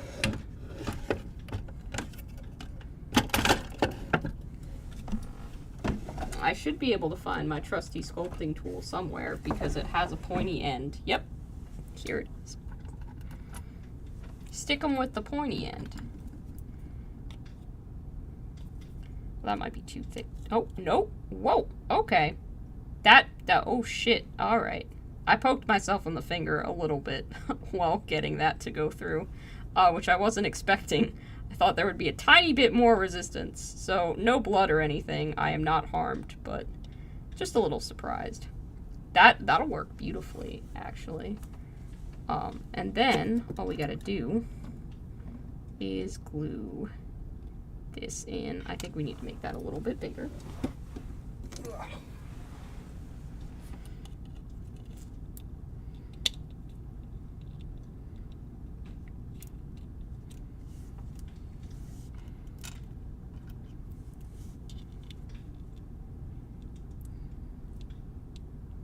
Just a little bit bigger.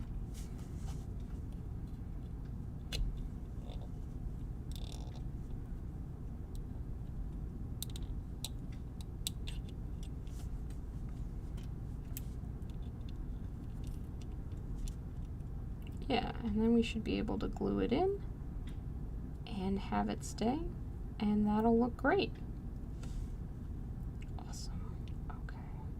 I should have really waited for the base rim to be dry. I need to wait for the base rim to be dry before I figure that out. But should only be another few minutes of drying paint. A lot of this stream has been drying paint. or me doing something off camera. But you know what? We're trying our best. We're trying.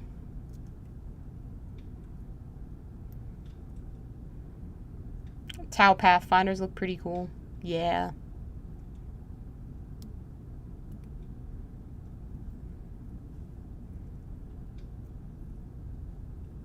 Old person who complains about change. That's you, Destro.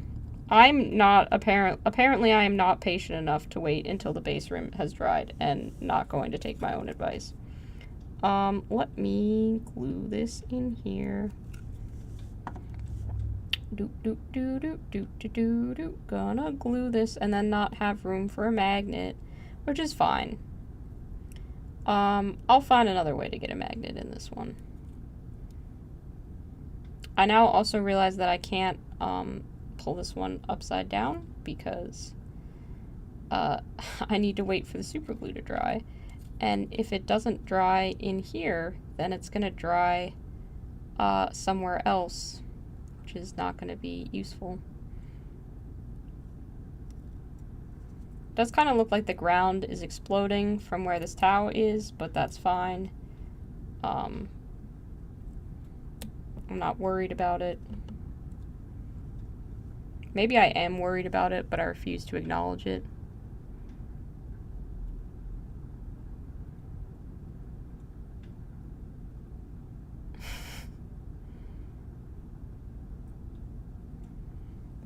This is not a place to discuss regional bad words. When did that happen? We're not like 6 learning how to curse in various languages. That's probably not a discussion 6-year-olds have. I greatly underestimated the age that that happens at. Alright. Commander Bojangles is going on his base now. Gonna get him situated here. Yep, that's in. That's in. Gonna get the boy down. His little base. Yeah! There we go! There we go. 2 stalwart warriors of the yet-to-be-named Key Lime Pie Tau Army. Veterans of the Tau Test Kitchen. We've got Bojangles, and we've got Blasto. So maybe it'll just be names that start with B, is how we're gonna name everybody in this army. Which, you know, frankly, I'm fine with. I think that could work. These are the first 2 finished models in the army. And there's gonna be so many more models to do. Captain Butterscotch! Oh my gosh! That's a really good one, too. Baelgar? Okay, yeah, we'll name them all different names that start with B. Captain Butterscotch is definitely gonna be a Tau in the army. I don't know who yet. I don't know if Tau have captains, but we'll get a Captain Butterscotch up in here. I don't know who we're gonna finish next or what we're gonna work on next exactly, because I have a lot of Tau, and you know, theoretically all the time in the world, but I want to actually finish this project at some point in time. So not all the time in the world, but some amount of time in some future. We will get a Captain Butterscotch. I like that idea. But these 2 are ready to get photographed and be put in the display cabinet, and now we have a solid plan for how to paint all of the bases. So that means we are officially kind of a go on batch painting for a lot of these guys. I still need to like fix I need to reprime all of the drones. But those are the only other, like, models that I have that need priming. Everything else has been fixed up, or has been deemed this is good for parts and nothing else.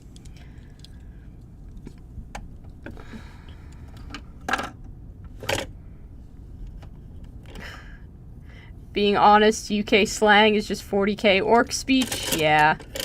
I could see orcs saying gassed. That seems like an orc term. Alright, but everybody, including me, needs to wind down and go to bed. So please make yourself a cup of hot chocolate. Be good to yourselves. I will see you guys in the next one for sure. And I really appreciate all of you, old or new, who came and hung out today. Pretty historic that we managed to finish 2 of these Tau. I've been working towards that for a long time. Thank you for being here with me to help me choose for bases, mix up some grape jelly, and honestly help me achieve some of my goals. It means a lot. Everybody have a good night, and anyone new who wants to join us on the Discord, please do. I'll post a link in the chat right now, but I'd love to see what you worked on, if you worked on anything during this stream. We have a good community there. So yeah. Alright. That's enough talking from me. Have a nice one.